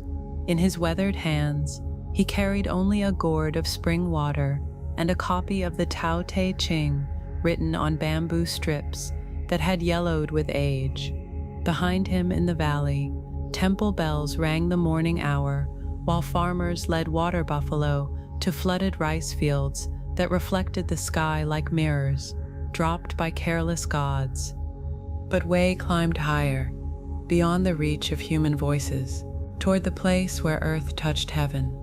He had been seeking the elixir of immortality for 30 years, not the crude gold and mercury potions that killed more alchemists than they transformed, but the true medicine that could only be brewed in the crucible of perfect stillness, perfect balance, perfect harmony with the natural way that flowed through all things like wind through bamboo. The path grew steeper as it wound between peaks that thrust up like calligraphy brushstrokes painted against the morning sky. Ancient pines clung to impossible ledges, their roots finding purchase in cracks no wider than a fingernail. Cloud leopards moved like shadows through rhododendron groves, heavy with blooms red as cinnabar. The air grew thinner with each step, purer, charged with something that made his very bones feel lighter. This was Emi Shan, one of the 4 sacred peaks where immortals were said to gather when the moon was dark and the mist thick enough to hide their dancing from mortal eyes, where Laozi himself had once walked before disappearing into the western mountains like smoke dispersing on the wind. Wei had dreamed of this mountain for 3 nights running, dreams of himself standing on a peak so high it pierced the realm of clouds, breathing mist that transformed in his lungs into liquid light, dreams of understanding that came not through study, but through becoming what the ancients called ziran, spontaneous naturalness, effortless action, the way water flows around obstacles without thinking, without forcing, without losing its essential nature. As he climbed, the mist grew thicker. It rose from valleys, thousands of feet below, like the exhalation of the earth itself. Soon he was walking through clouds that had never touched the ground, that existed in the liminal space between heaven and earth, where transformation was not just possible, but inevitable. The path disappeared into white nothing, but Wei continued climbing, guided now by something deeper than sight, the same inner compass that had led him from his family's silk business in Chengdu to the monastery where he learned the basic arts, from the monastery to the hermitage where he mastered breath and stillness, from the hermitage to this final seeking on peaks where the air itself was medicine. He found the platform just as the sun reached its zenith, a natural shelf of granite worn smooth by wind and weather, large enough for one person to sit in meditation, small enough that a single misstep would mean a fall of thousands of feet through clouds that hid the rocks below. But Wei felt no fear, only rightness, the certainty that comes when we find the place where we belong. He settled into lotus position with the ease of decades of practice, closed his eyes, and began the breathing pattern his master had taught him, not forcing the breath, but allowing it to find its own natural rhythm, like waves on a distant shore, like wind through pine needles, like the slow circulation of energy that moved through mountains and valleys and the bodies of all living things in patterns too vast for human minds to grasp, but simple enough for human hearts to follow. Hours passed like seasons in an accelerated dream. The mist swirled around him in patterns that seemed almost intentional, almost conscious, sometimes thick enough to hide his own hands, sometimes clearing to reveal vistas of peaks stretching to every horizon like frozen waves in a sea of stone and sky. As afternoon deepened toward evening, Wei began to feel the change beginning, not in his body, though his breathing had become so slow and deep that minutes passed between inhalation and exhalation, not in his mind, though thoughts had settled like sediment in still water, leaving only clarity behind. The change was happening in the space between breath and awareness, between self and mountain, between the seeker and what was sought. The mist began to respond to his presence, flowing toward him when he breathed in, swirling away when he breathed out, as if the boundary between his body and the cloud was dissolving like salt in warm water, as if the mountain itself was teaching him the first lesson of immortality, that what we think of as solid is mostly empty space, and what we think of as separate is actually one continuous flow of energy, taking countless temporary forms.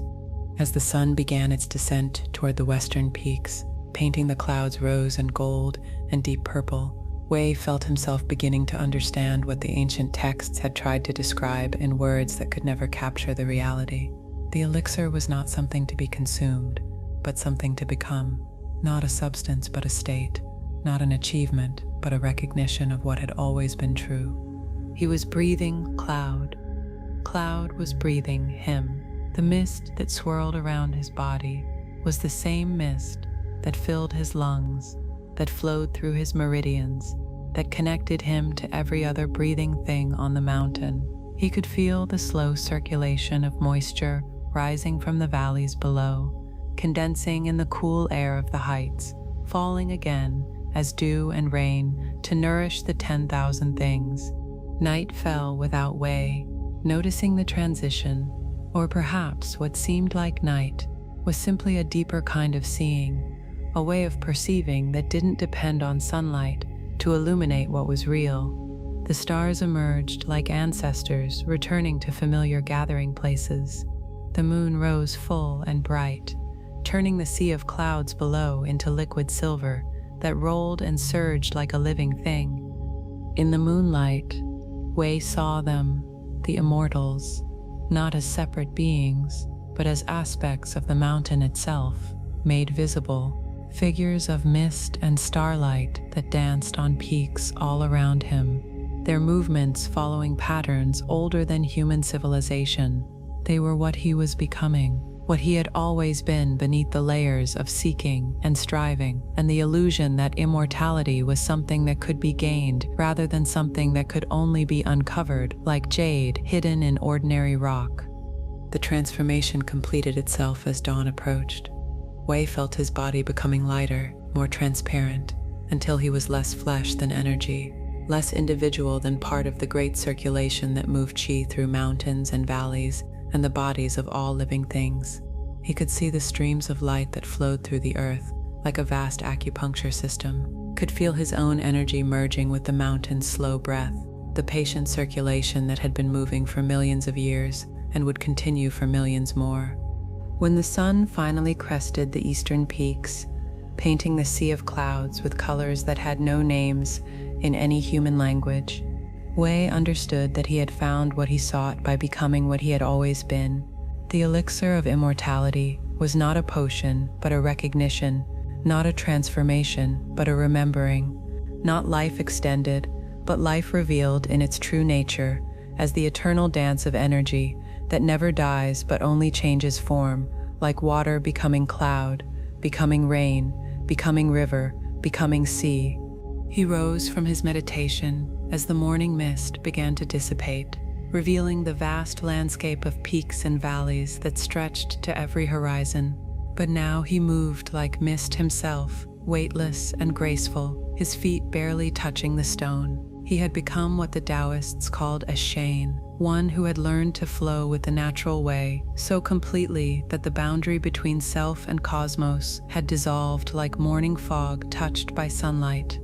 The path down the mountain seemed to open before him without effort, not because he was walking, but because the mountain itself was carrying him, the way wind carries leaves, the way current carries water toward the sea.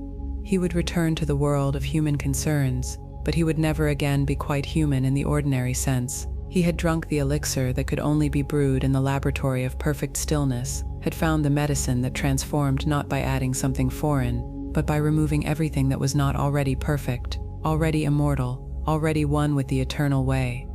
And all is well. All has always been well. In the mist that connects all peaks and valleys, where every mountain becomes teacher and every cloud becomes doorway to the understanding that flows like morning light through the spaces between seeking and finding, where the same eternal way that carried the sage carries you now, light as mist and clear as mountain air, breathing with the slow rhythm of peaks that rise and fall like waves in an ocean of stone and sky, dancing always in the harmony that moves through all things. When we remember how to flow with rather than against the current that carries every seeker home to the source that was never lost, never found, never separate from the very breath that breathes us all is well. Settle back now, dear listener, for this is exactly the right time and place to receive this story of high peaks where earth meets endless sky. Allow yourself to drift toward sleep as ancient mountains carry you into the peace that comes when we understand the gentle rhythm of all things rising and returning home. In the crystalline air of the Himalayas, in the year of the Iron Tiger, according to the Tibetan calendar, when Queen Victoria still ruled the distant British Empire, and the railways had not yet reached these sacred heights, the morning light painted the peaks rose and gold like offerings placed before invisible altars. This was 1890, when the old ways still flourished in monasteries perched like eagles' nests on mountainsides that seemed to scrape the belly of heaven itself. Tenzin Norbu climbed the pilgrim's path with breath that came in short puffs in the thin air. His maroon robes fluttered in the constant wind that sculpted these peaks like a master carver working stone. Prayer flags strung between tall poles snapped and danced, their bright colors carrying mantras toward the cloudless blue that stretched beyond the curve of the earth itself. Behind him, far below in the valley, Rongbuk Monastery sat like a jewel, set in a landscape of such stark beauty. It seemed carved from dreams. Butter lamps flickered in windows. The drone of long horns echoed off stone walls. Monks moved through courtyards like drops of red wine poured into a bowl of white barley. But Tenzin climbed higher, toward the place where teaching came, not from books, but from the mountain itself. He had been walking for 3 hours since dawn prayers. His destination was Jukator, the sky burial ground high above the tree line, where earth and heaven conducted their ancient dialogue about the nature of all temporary forms. His teacher, the old Lama Jamyang, had sent him here not to observe the ceremonies, but to understand them, to learn what the mountain could teach about the gentle truth that all things arise and pass away like clouds, forming and dissolving in an endless sky. The path grew narrower as it wound between boulders, the size of houses, dropped there by glaciers that had retreated millennia ago. Himalayan blue poppies bloomed in protected crevices, their petals so blue they seemed to hold pieces of the sky itself. The only sounds were his own breathing, the whisper of wind across stone, and the distant cry of lammergeiers riding the thermals with wings spread wide as temple doors. This was sacred geography. Every peak had its protective deity, every pass its hidden meaning. Chomolungma, the mother goddess of the world, rose to the south like a white pyramid built by gods. The air itself seemed alive with presence, thin enough that each breath required attention, pure enough that thoughts became crystalline, clear as the ice that never melted on these highest slopes. Tenzin paused to rest beside a chorten, an ancient monument whose whitewashed stones had been blessed by generations of pilgrims seeking the same understanding that brought him to this high place. Prayer wheels surrounded the base, each one inscribed with mantras that the wind spun in endless repetition. Om Mani Padme Hum, the jewel in the lotus, the sacred phrase that reminded all beings of their inherent Buddha nature, perfect and complete despite the apparent chaos of arising and passing away. As he climbed, the young monk reflected on the teaching that had brought him here. Anicca, impermanence, the simple truth that everything in the phenomenal world was in constant flux, constantly changing, constantly moving through the cycles of birth and death and rebirth that governed all conditioned existence. He understood it intellectually, had memorized the texts, could recite the philosophical arguments, but his teacher had sent him to this mountain because intellectual understanding was like describing the taste of honey without ever placing it on the tongue. The sky burial ground appeared suddenly as he crested a ridge, a circular platform of flat stones surrounded by mountains that rose in every direction like the petals of a cosmic lotus. The site was empty now, swept clean by winds that had blown here since the earth was young, but the energy of countless ceremonies lingered in the air like incense, like the residue of prayers too deep for words. Tenzin approached the center of the platform with the reverence due to a place where profound teaching occurred, not through speech, but through direct experience of the truth that underlies all apparent solidity. Here, when families brought their beloved dead, the sky dancers, the Rojiapas, performed the final offering. Bodies returned to the elements from which they had been borrowed. Flesh became food for the great birds that served as messengers between earth and sky. Bones were ground to powder and mixed with sampa to nourish even the smallest creatures. Nothing was wasted. Nothing was permanent. Everything participated in the endless circulation of energy that moved through forms as temporary as clouds, as transient as the breath that misted in the cold air when he exhaled. He settled into meditation position at the platform's center, closed his eyes, and began the breathing practice his teacher had taught him, not fighting the thin air, but working with it, allowing each breath to become deeper, slower, more conscious, like the mountain itself, breathing through millions of years, patient and unhurried, present to each moment, without grasping after the next. The wind picked up as the morning progressed, carrying scents of juniper and wild herbs from the valleys below. Prayer flags snapped overhead with sounds like distant applause. Somewhere a lammergeier called, its voice echoing off peaks that had heard such calls for millions of years before humans learned to walk upright, would continue hearing them long after the last monastery crumbled back to dust. As his meditation deepened, Tenzin began to feel the teaching the mountain offered, not as concept, but as direct experience. His body, which seemed so solid in the valley below, felt increasingly transparent in this thin air, like a collection of processes rather than a thing, like a temporary arrangement of elements that were constantly flowing, constantly changing, constantly participating in exchanges with the environment that made any notion of fixed boundaries seem arbitrary as lines drawn on water. He felt his breath mingling with the mountain's atmosphere, his body heat radiating into the cold air and being replaced by the warmth of sunlight on stone. His consciousness expanding to include the vast spaces between peaks, the play of light and shadow across surfaces that revealed the same truth the ceremonies here made visible, that what we call self and other, permanent and temporary, sacred and ordinary, were conceptual divisions imposed on a reality that knew no such separations. Hours passed without his noticing. The sun climbed toward its zenith, turning the snowfields blazing white and sending the shadows of peaks racing across valleys. So far below, they seemed like features painted on a map of the earth.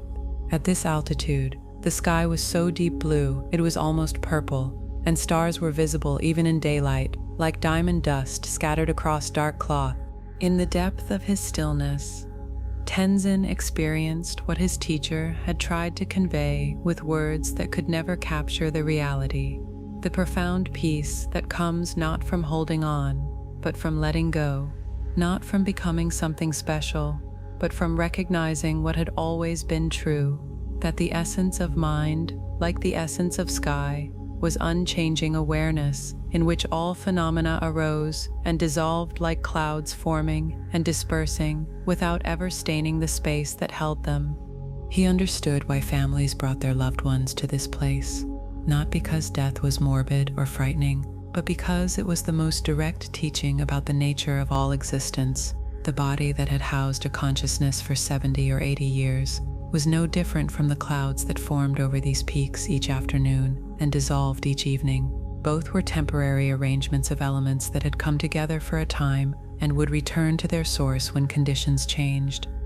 But the awareness that had looked through those eyes, that had loved and laughed and suffered and sought understanding, that was like the sky itself, unborn and undying, present in every moment, but never contained by any particular form. The grief that families felt was real and honored, but it arose from confusion about what had actually been lost.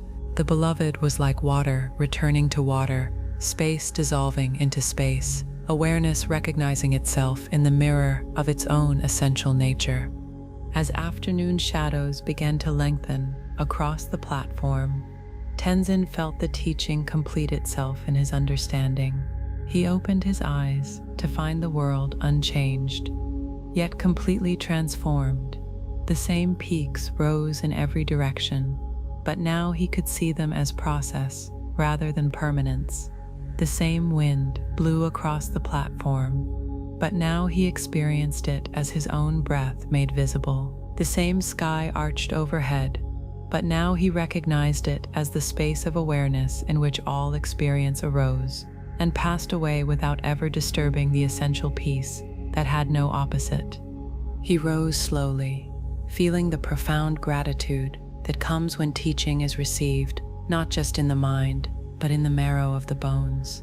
The mountain had given him what no text could convey, the direct experience of impermanence, not as philosophical concept, but as liberation itself, the understanding that what we fear to lose was never ours to possess, that what we seek to gain we already are, that the peace we imagine exists somewhere else is the very ground of this moment, always available, always present, always free.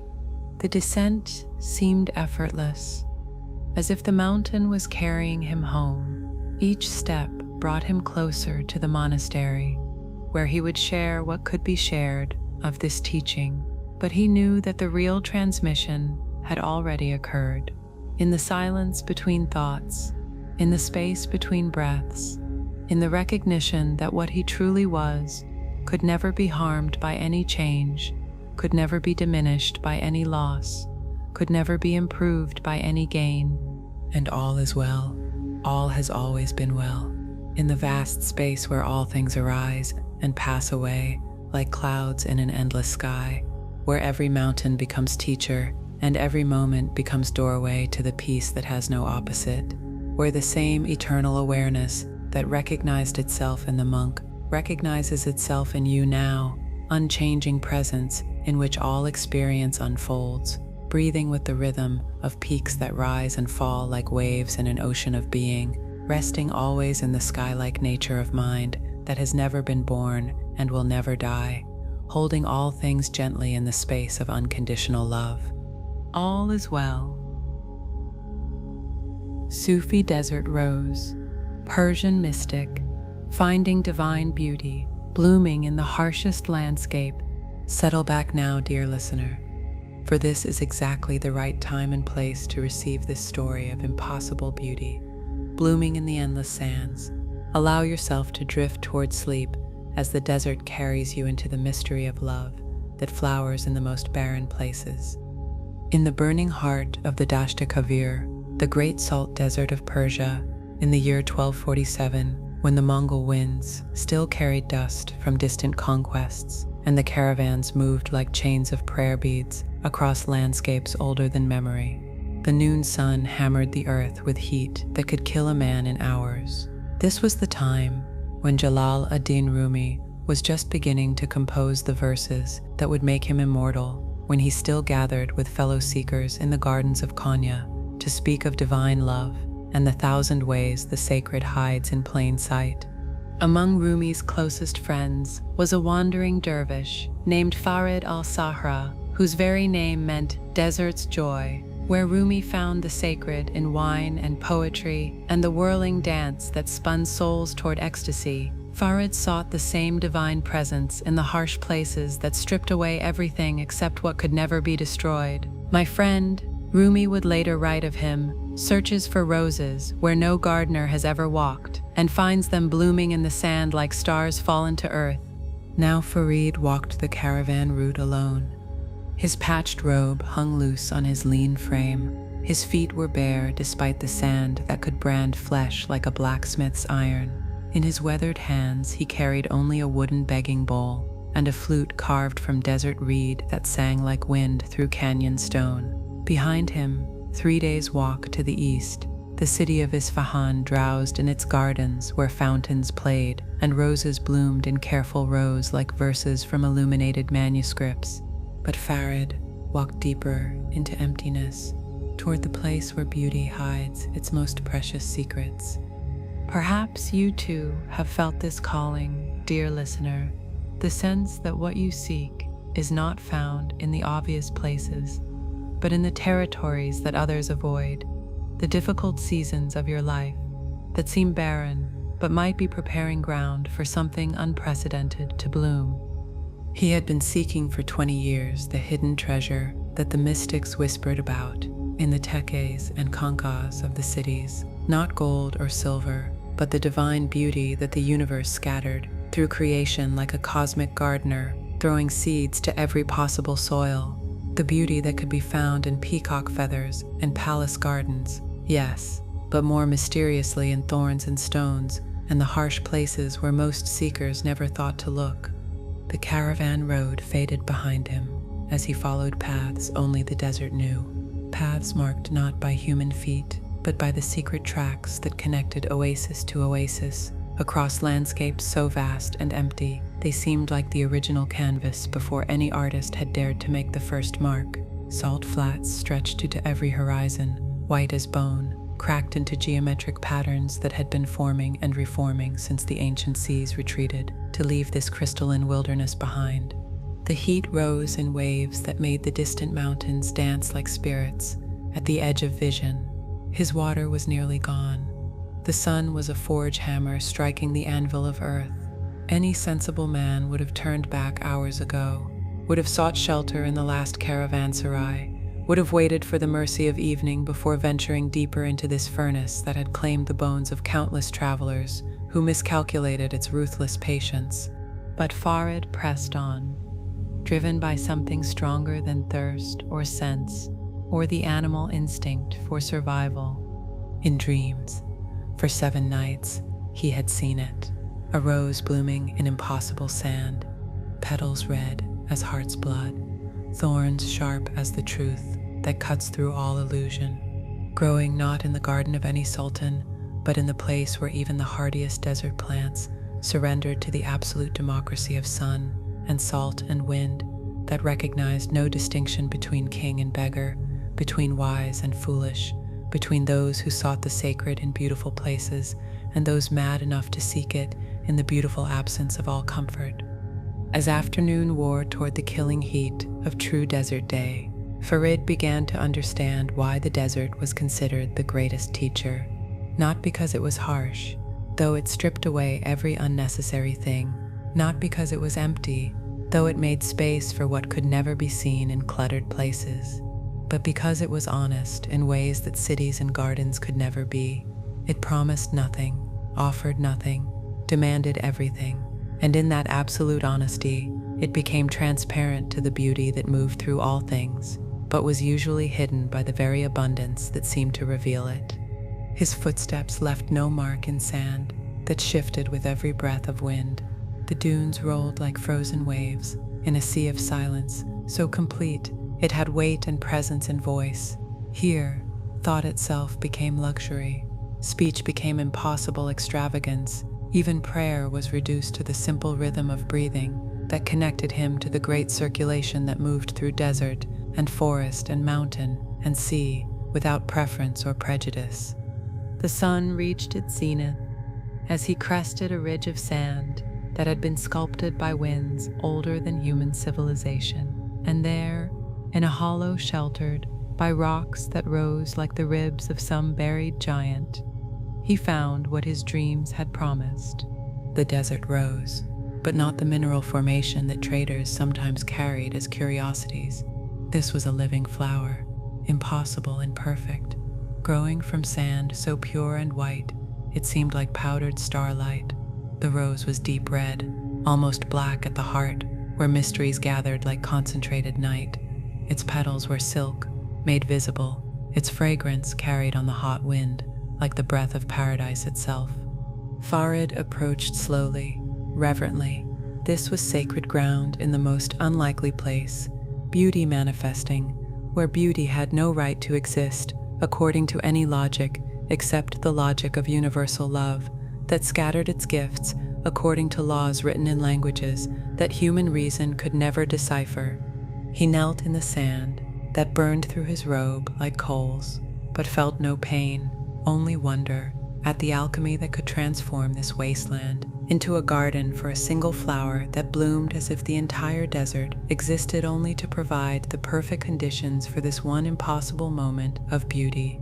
The rose had no business existing here, no access to the water that flowed in hidden aquifers hundreds of feet below, no protection from the sun that could melt lead, no soil except the pulverized minerals that remained when the ancient seas evaporated and left their salt dissolved in sand, fine as flour.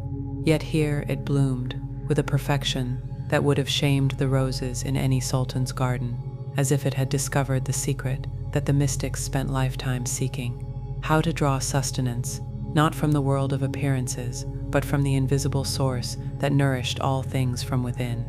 As he sat in contemplation of this miracle, Farid began to understand what the desert was teaching through its impossible rose. Beauty was not an ornament added to creation, but the essence from which creation emerged, not dependent on favorable conditions, but capable of manifesting anywhere the heart was pure enough to recognize it. Not rare because it was hard to find, but appearing rare because most seekers looked only in the obvious places, missing the flowers that bloomed in thorns and stones, and the barren places where love practiced its most subtle transformations. And perhaps, dear listener, this rose blooms for you as well, in whatever desert season you may be walking through, in the places in your life that seem empty of comfort, but might be pregnant with possibilities that can only gestate in the honest space that hardship carves in the heart. Hours passed like centuries. The sun began its long descent toward the western dunes that would swallow it like a red coal dropped into golden sand. The heat remained fierce, but somehow bearable. In the presence of this flower that seemed to generate its own cooling shade, its own protective atmosphere, its own complete ecosystem of grace that needed nothing from the world, because it drew everything from the source that was closer than veins, nearer than breathing, more intimate than the distance between lover and beloved. As evening approached, and the first stars began to appear in a sky so clear it seemed, made of polished lapis lazuli, Farid experienced the vision that the desert rose had been growing to offer him. He saw the entire landscape transformed, not changed in its appearance, but revealed in its true nature. Every grain of sand was a pearl of light. Every salt crystal was a diamond of compressed starlight. Every dune was a wave in an ocean of beauty, so vast and deep that even this harsh emptiness was just another way of spelling the sacred name that could never be spoken, but was being written across the earth in scripts of stone and wind and the patient calligraphy of erosion and time. The desert was not empty. It was full to overflowing with the same beauty that bloomed in this impossible rose. The difference was not in the presence or absence of divine grace, but in the eye that could see it, the heart that could receive it, the soul that could recognize in the harshest conditions the same love that moved the stars and taught water to flow toward the sea. As the moon rose full and bright, turning the salt flats into a sea of silver light, Farid understood that he had found what he came seeking, not the rose itself, though its beauty would live in his memory like a permanent flame, but the recognition that this same beauty bloomed everywhere for those who had learned to see with the eye of the heart rather than the expectations of the mind.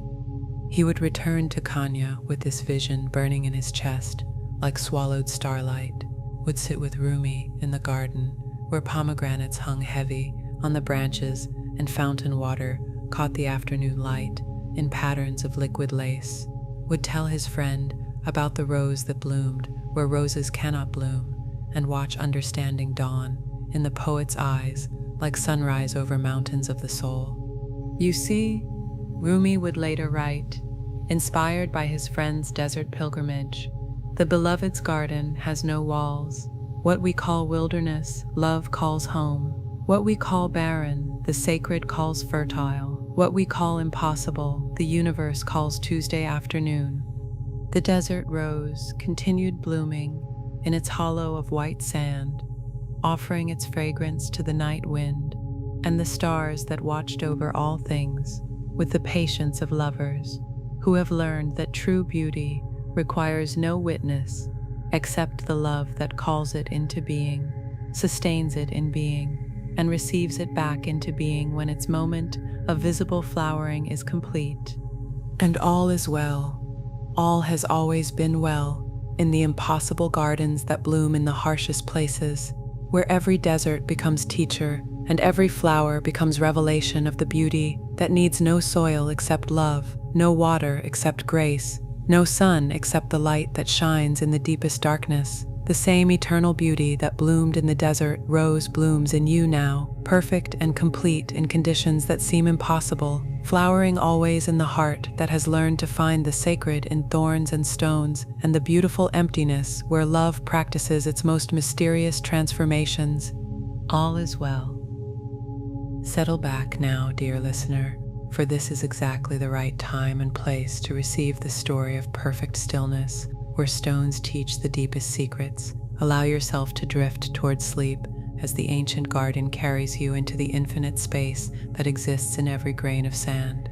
In the temple complex of Ryoanji, in ancient Kyoto, in the year of the metal monkey, when the Tokugawa shogunate was young, and the old capital still dreamed of its 1,000-year reign as the heart of the floating world, the morning mist rose from raked gravel like the breath of sleeping dragons. This was 1620, when tea ceremony had become high art, and the way of stone arrangement was reaching its most refined expression in gardens that contained entire universes, within walls no larger than a modest room. Brother Soshin walked the wooden veranda, alone. His gray robes whispered against the polished cedar planks. His shaved head caught the early light filtering through paper screens. In his weathered hands, he carried only a bamboo rake, worn smooth by decades of use, its tines shaped by countless mornings of the same patient work that was both meditation and creation. both emptying and filling, both the simplest task imaginable and the most profound practice known to those who understood that enlightenment could be found in the space between one grain of sand and the next. Behind him, in the temple halls, other monks moved through the morning routines of sitting meditation and chanted sutras. Incense drifted from the altar rooms. Wooden bells marked the ancient rhythms that had governed monastic life for centuries. But Soshin walked toward a different kind of practice, a different way of touching the source that flowed through all formal ceremonies, yet remained most accessible in the informal moments when doing and being became one seamless movement. The garden waited in perfect stillness, 15 stones arranged with such subtle precision that they seemed to have grown from the white gravel sea, like islands emerging from primordial waters.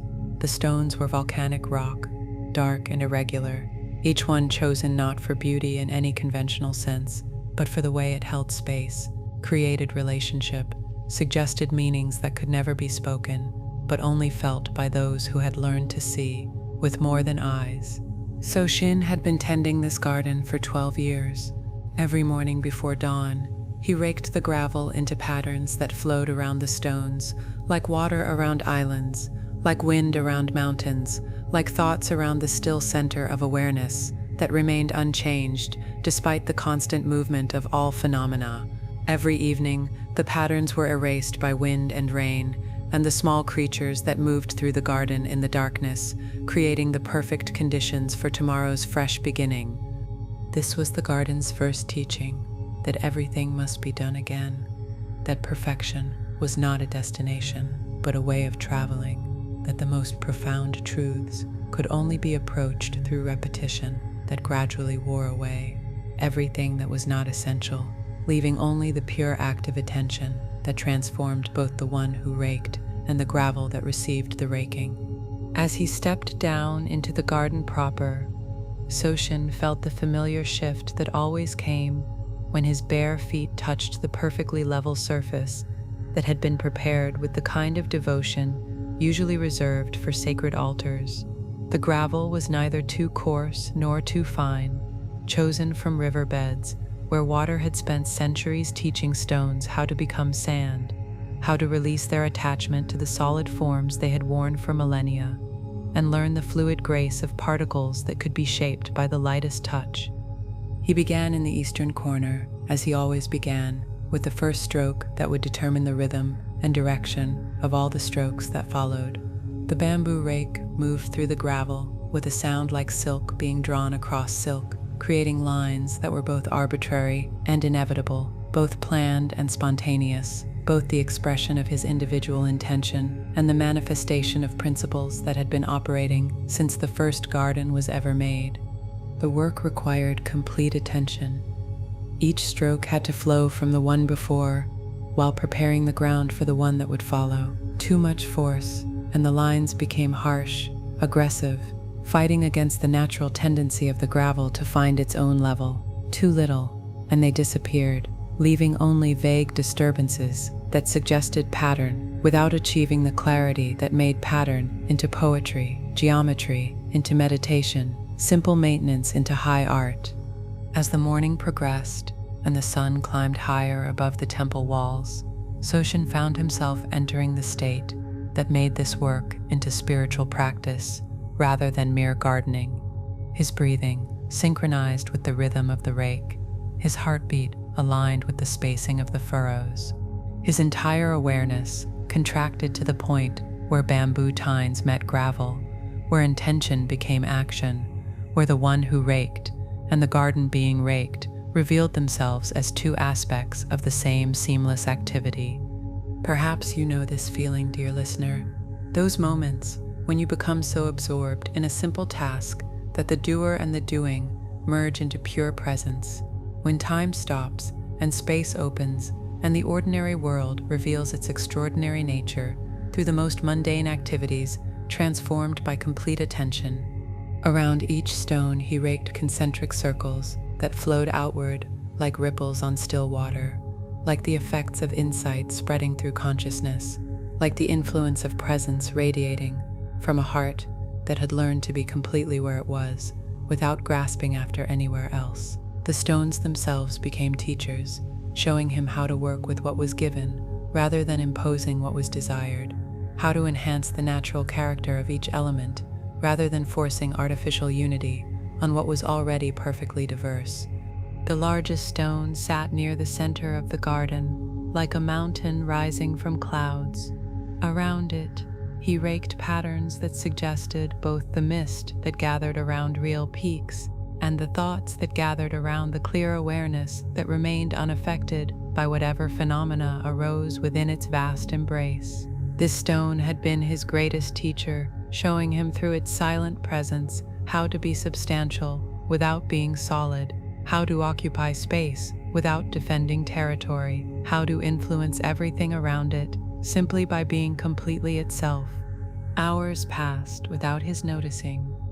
The sun reached its zenith and began its descent toward the western walls that enclosed this small universe of stone and sand, and the infinite space that existed between each carefully placed element. The garden began to reveal its deepest secret to him, as it did whenever he worked with sufficient devotion to forget that he was working, sufficient attention to disappear into the activity itself. The secret was space, not the physical space between the stones, though that was part of it, not even the psychological space that opened when the mind became still enough to perceive without commentary, but the fundamental space that allowed everything to exist, the pregnant emptiness that was not absence but pure potential, not void but the source from which all forms arose, and to which they returned without ever disturbing the essential clarity that held them all. As he raked the final section, the area where the patterns converged and resolved into the suggestion of infinite recession, Soshin experienced the vision that 12 years of patient practice had been preparing. He saw the entire garden not as he had been seeing it, but as it truly was. Not 15 stones in raked gravel, but 15 moments of attention in the flowing continuity of awareness. Not a representation of nature, but nature itself, in its most essential form, stripped of everything decorative or unnecessary, reduced to the pure relationship between stillness and movement, between form and emptiness, between the one who perceives and what is perceived. The garden was vast as the universe and intimate as his own heartbeat. The stones were both themselves and symbols of themselves, both separate islands and aspects of one continuous landscape that included the raker and the raking and the awareness within which both arose. The patterns in the sand were both geometric designs and the visible traces of consciousness learning to flow around the obstacles that were not really obstacles, but opportunities for the expression of grace under the constraints that make grace visible. When he finally set down the rake and stepped back onto the wooden veranda, the afternoon light was painting the garden in shades of gold that had no names in any human language. The stones cast shadows that created new relationships, new meanings, new invitations to see the same elements from perspectives that revealed different truths about the nature of form and emptiness, change and constancy, effort and effortlessness. Tomorrow he would rake the garden again. The patterns would be similar, but never identical, just as each breath was similar to every other breath, but never exactly the same. The stones would remain in their chosen positions, but their relationships would subtly shift as light and weather and the angle of observation created new possibilities for understanding what had always been there, waiting to be discovered by attention, patient enough to see beyond the surface of things to the space that made all things possible. The garden continued its silent teaching as evening approached and the first stars appeared above the temple walls, teaching without words the deepest truths about the nature of mind and matter, about the relationship between effort and surrender, about the way infinite space could be discovered in the most confined circumstances by those who understood that freedom was not about the size of the container, but about the depth of the awareness that found itself perfectly at home, wherever it happened to be. And all is well. all has always been well, in the perfect stillness, where stones and space dance their eternal partnership, where every grain of sand becomes a doorway to the infinite, and every moment of attention becomes a universe complete in itself, where the same boundless awareness that expressed itself through the monk's patient raking expresses itself through you now, finding infinite space in whatever circumstances surround you, discovering the vast garden of consciousness that needs no walls because it has no limits, no boundaries because it is the very space in which all boundaries appear and dissolve like patterns drawn in sand and smoothed by wind and drawn again in the endless play of form and emptiness that is the heart's true home. All is well. Settle back now, dear listener, for this is exactly the right time and place to receive this story of sacred waters that mirror the star. Allow yourself to drift toward sleep as the ancient Cenote carries you into the crystal depths where healing visions bloom like underwater flowers. This story is shared with deep respect for the Maya peoples, whose sophisticated spiritual traditions and profound connection to the natural world have flourished for over 3,000 years. These sacred practices and ancestral wisdom belong first and always to the indigenous communities who have been guardians of this knowledge since time immemorial. In the limestone heart of the Yucatan Peninsula, in the year 1511, according to the Christian calendar, but counted differently by those who measured time in the sacred cycles of Venus and the movements of Kukulkan through the underworld, the morning air hung thick with humidity. Every breath tasted of rain and flowering vines. This was 8 years before Cortez would land on these shores, with his iron gods and horses that breathed fire. The great city of Chichen Itza still hummed with ceremonies that kept the world in balance. The sacred cenotes still ran clear with water that had never known the touch of foreign metal. Cenote, natural wells created when limestone bedrock collapsed to reveal groundwater pools beneath. Some were open to the sky like natural swimming holes. Others hid in underground caverns where stalactites dripped for millennia. All were portals to the watery underworld where the Maya believed the rain gods dwelt. Itzamna descended the carved stone steps alone. His copper skin bore the ritual scars and tattoos that marked his calling. Daykeeper, reader of the sacred calendar, bridge between the world of ordinary sight and the realm where ancestors dwelt. In gardens of jade and starlight, jade plugs decorated his earlobes. Quetzal feathers adorned his headdress. Around his neck hung an obsidian mirror, polished to perfect blackness. It could reflect not just faces, but souls. Not just the present moment, but the layered time that contained all possibilities. Above him, the jungle canopy filtered morning light into patterns that danced across stone like living hieroglyphs. Howler monkeys called from the ceiba trees. Their voices carried the authority of thunder.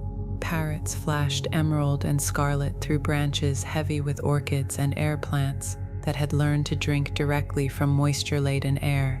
The scent of copal incense drifted from the nearby temple. Priests tended fires that had burned continuously for 400 years.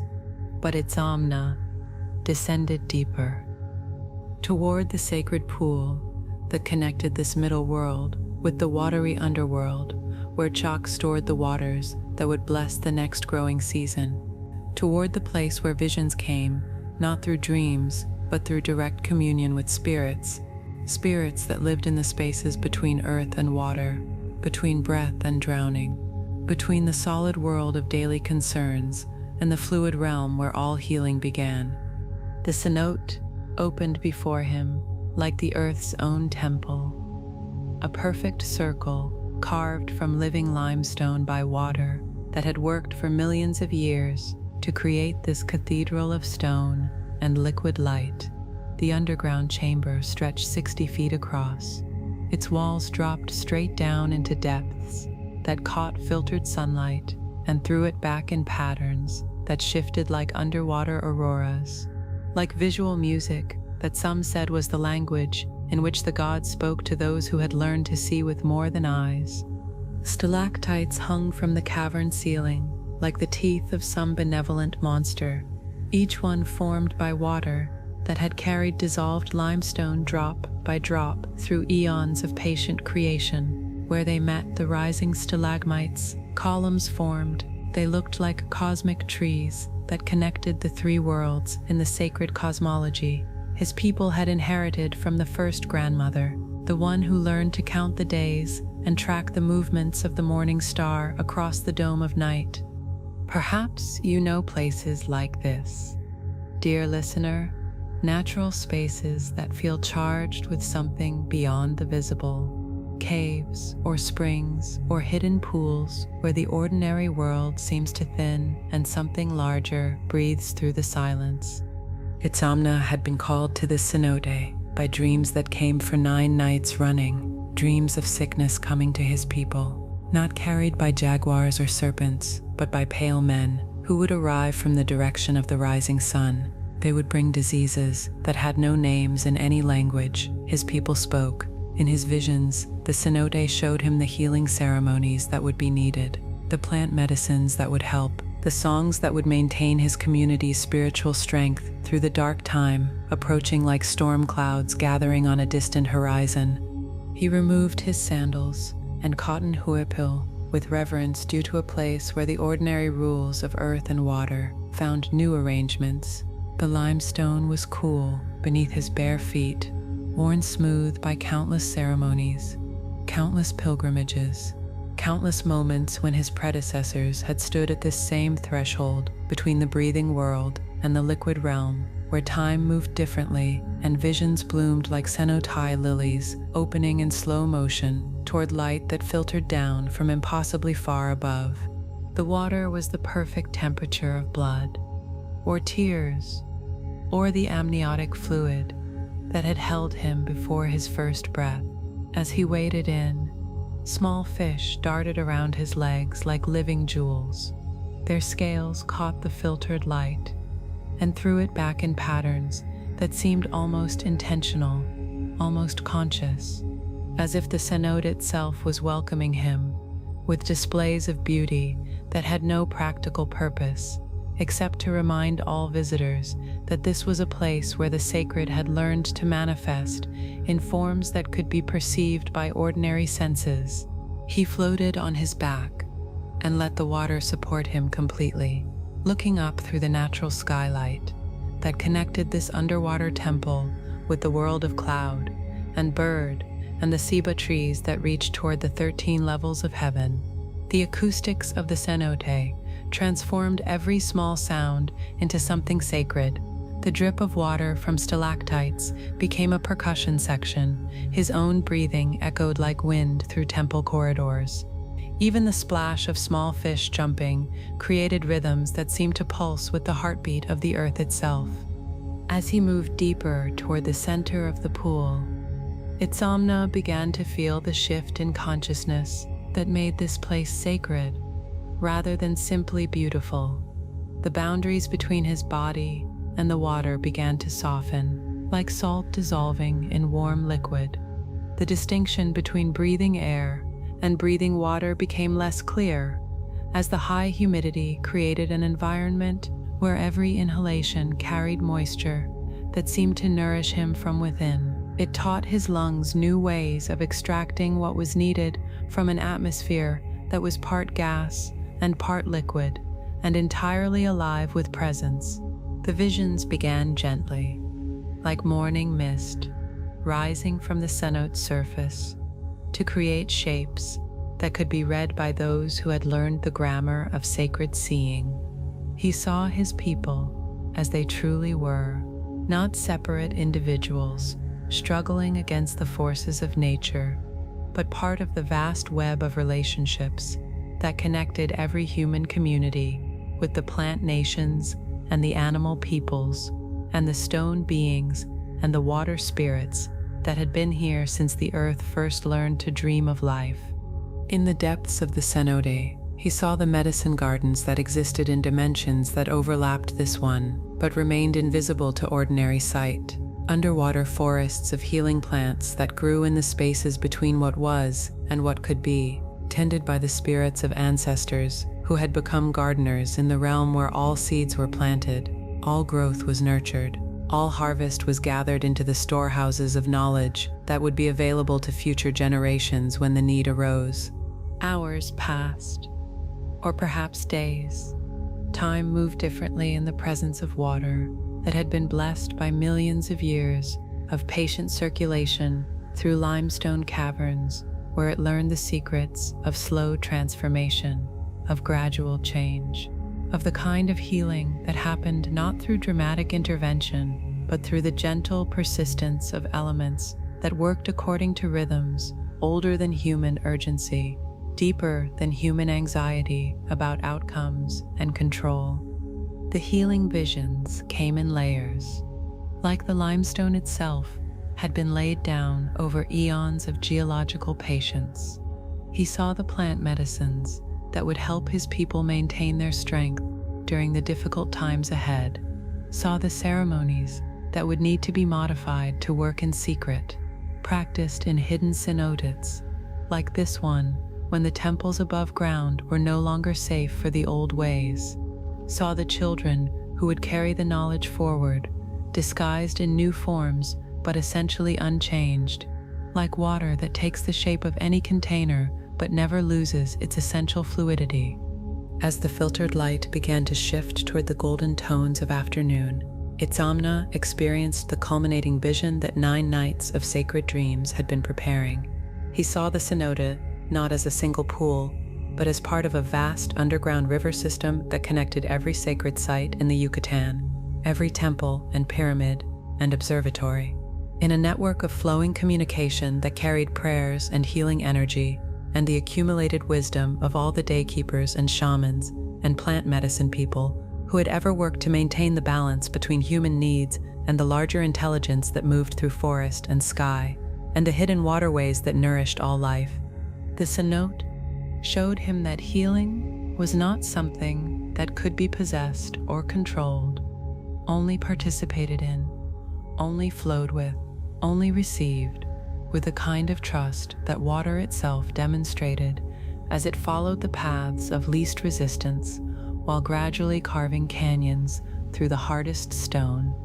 The medicine his people would need was already present in the relationship between human consciousness and the plant teachers, between individual need and collective wisdom, between the prayers offered in ceremony and the invisible forces that responded to sincere requests for help with the generosity of water springs that never asked who was thirsty before offering their gift.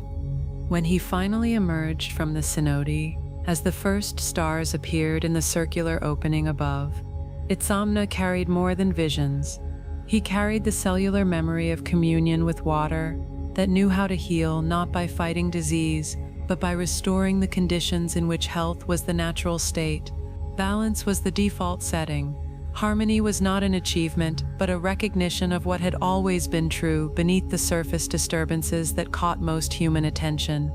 The jungle night was alive with sounds that seemed to echo the rhythms he had heard in the cenote's sacred acoustics. Frogs called from hidden pools. Nightbirds sang melodies that had been old when the first temple was built. Insects created symphonies that pulsed with the same life force that moved through his veins, and the sap of trees and the underground rivers that connected all sacred sites in a network of flowing blessing. It would continue long after the temples above ground crumbled back to jungle, and the stone cities returned to the embrace of vines and roots, and the patient green intelligence that knew how to preserve what was essential while allowing the non-essential to decompose into the soil that would nourish future growth. And all is well. All has always been well.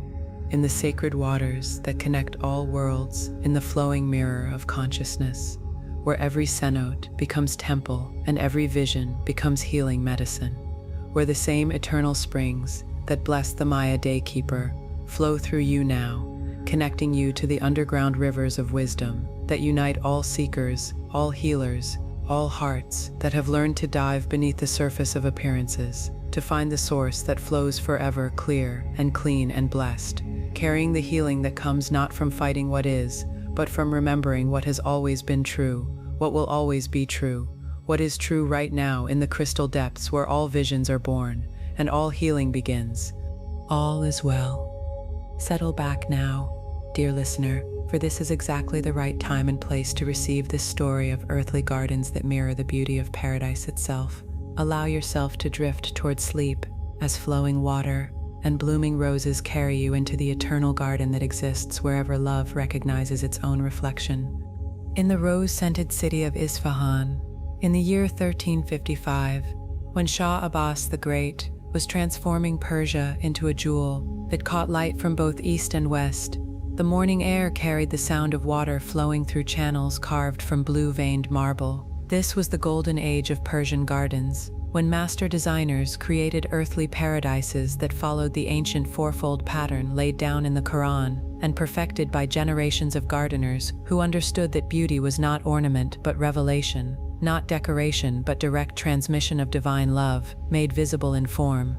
Hafez Shirazi walked the garden paths alone. His name meant one who has memorized the Quran, but his heart held more than holy verses. Poetry flowed through him like the water that blessed these carefully tended spaces. His dark robes moved quietly between rose bushes heavy with blooms that seemed to concentrate all the beauty in the world into petals soft as silk, fragrant as the breath of angels. In his weathered hands, he carried a leather-bound notebook where he recorded the verses that came to him, not from his own mind, but from the source that spoke through all true poetry, all genuine beauty, all moments when the heart recognized itself in the mirror of creation. The garden spread before him like a living manuscript written in the calligraphy of water and stone. 4 rivers flowed from a central fountain, dividing the space into quadrants that represented the 4 rivers of paradise described in the ancient texts. Each channel was lined with turquoise tiles that caught the morning light and threw it back in patterns that seemed to pulse with their own inner rhythm. The sound of flowing water created a constant music that invited the mind to settle into the peaceful rhythms that made contemplation possible. Cypress trees stood like dark exclamation points against the azure sky.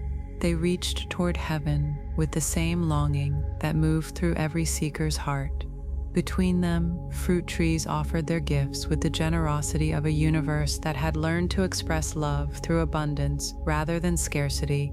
Pomegranates hung heavy with seeds that caught the light like rubies. Oranges glowed like small suns. The air itself seemed drunk on the perfume of jasmine and orange blossoms and the 1,000 varieties of roses that had been cultivated here for centuries.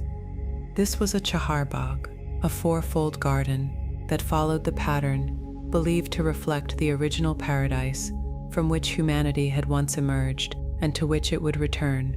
But Hafez understood, with the insight that came to those who had spent years studying the relationship between outer beauty and inner truth, that the garden's real purpose was not to copy paradise, but to awaken the recognition that paradise had never been lost, only forgotten, only overlooked in the busyness of lives that mistook the copy for the original, the reflection for the source, the temporary for the eternal. Perhaps you have felt this too, dear listener, in moments when natural beauty stops you completely, when a sunset or a flower garden or the play of light on water suddenly opens a door in your heart to something you recognize but cannot name, the sense that you are remembering rather than discovering, coming home rather than arriving somewhere new. As he walked deeper into the garden's heart, following the main water channel that flowed like liquid crystal between banks lined with irises and narcissus, Hafez felt the familiar shift that came when outer beauty began to work its alchemy on inner awareness. The boundaries between observer and observed started to soften. The distinction between the one who appreciated beauty and the beauty being appreciated began to dissolve like sugar in warm tea. He paused beside the central fountain, where 4 streams converged in a basin carved from a single block of white marble. The water rose in a column that caught the morning sunlight and broke it into countless rainbows before falling back to the pool with a sound like silver bells. Small fish moved in lazy circles through water, so clear it seemed like liquid air. Rose petals floated on the surface like prayers made visible, like the thoughts of lovers scattered by wind too gentle to be felt, but powerful enough to carry fragrance across impossible distances. The fountain was surrounded by a circular garden bed, where the most precious roses grew. These were not the common varieties that bloomed in lesser gardens, but the rare cultivars that had been developed over centuries by master gardeners who understood that each flower was a unique expression of the same divine beauty that manifested through infinite variations. Deep red roses that seemed to hold concentrated passion, white ones that glowed with the purity of snow or starlight, pink ones that blushed like the cheeks of beloveds, yellow ones that captured sunshine and held it in petals, soft as whispered secrets. As Hafez settled onto the marble bench that faced the fountain, notebook open on his lap, he began to understand what the garden was teaching through its careful arrangement of water and stone and growing things.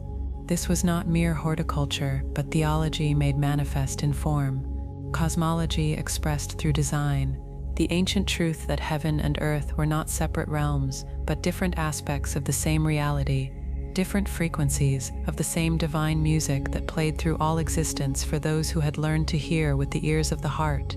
The 4 streams that flowed from the central fountain represented the 4 rivers of paradise, but they also mapped the 4 directions of human longing: the search for knowledge that flowed north toward the mountains of wisdom, the quest for beauty that flowed east toward the sunrise of recognition, the need for love that flowed south toward the warm lands where the heart learned to bloom, the hunger for truth that flowed west toward the place where all seeking dissolved in the ocean of what had always been present, always available, always flowing through the very act of searching itself.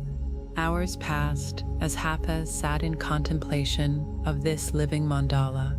The sun climbed higher, warming the air, until it became thick with perfume that seemed to intoxicate not just the senses, but something deeper, something that had been waiting patiently for just this combination of beauty and attention to awaken from its long sleep.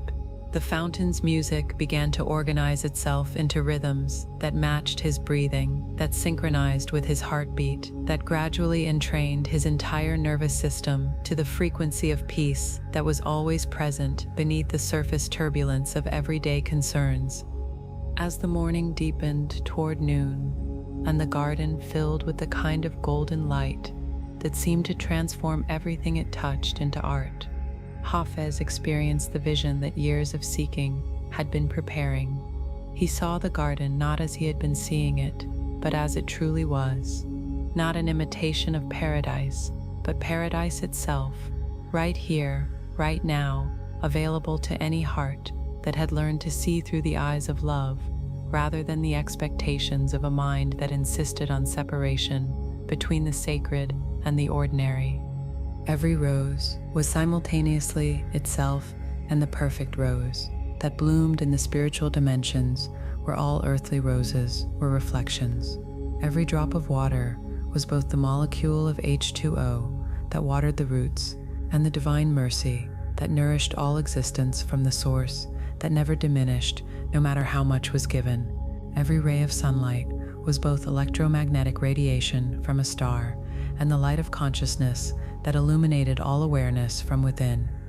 The garden showed him that the earthly and the celestial were not copies of each other, but the same reality perceived from different levels of understanding. The paradise described in the holy books was not a distant destination, but this very moment when the heart recognized its own nature, reflected in the beauty that surrounded it everywhere, always, without exception. As afternoon shadows began to lengthen and the air started to cool with the promise of evening, Hafez opened his notebook and began to write. The verses came not from his personal experience, but from the place where individual consciousness merged with the universal poetry that was always being written through every authentic encounter with beauty.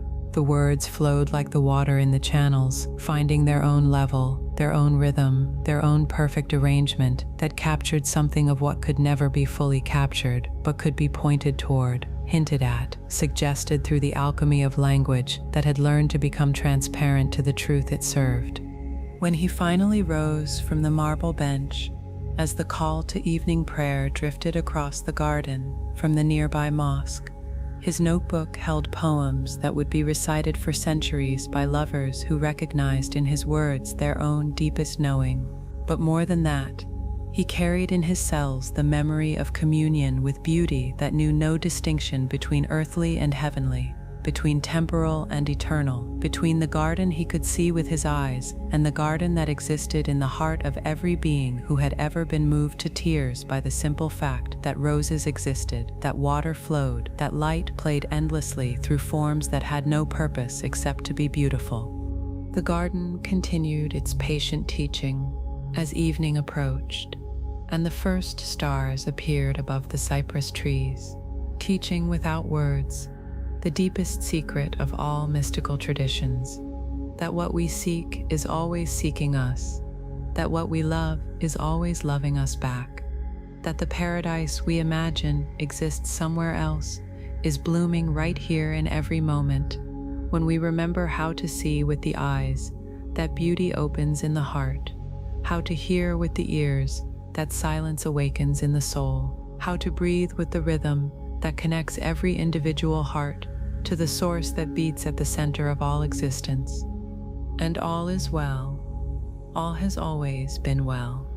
In the eternal garden, where every flower blooms in praise of the beauty that creates it, where every stream flows toward the ocean of love that is its source and destination, where the same divine artistry that shaped the Persian paradise gardens shapes your life now into patterns of such intricate beauty that you need only pause, only notice, only allow your heart to open like a rose in morning sunlight, to discover that you have never left the garden, that the garden has never left you, that paradise is not a place but a way of seeing, not a destination, but the very ground on which you stand whenever you remember to look with love at the endless beauty that surrounds you always. Now, dear listener, just let the music and the binaural beats continue to softly play until the end. Drift and dream. All is well. All is well.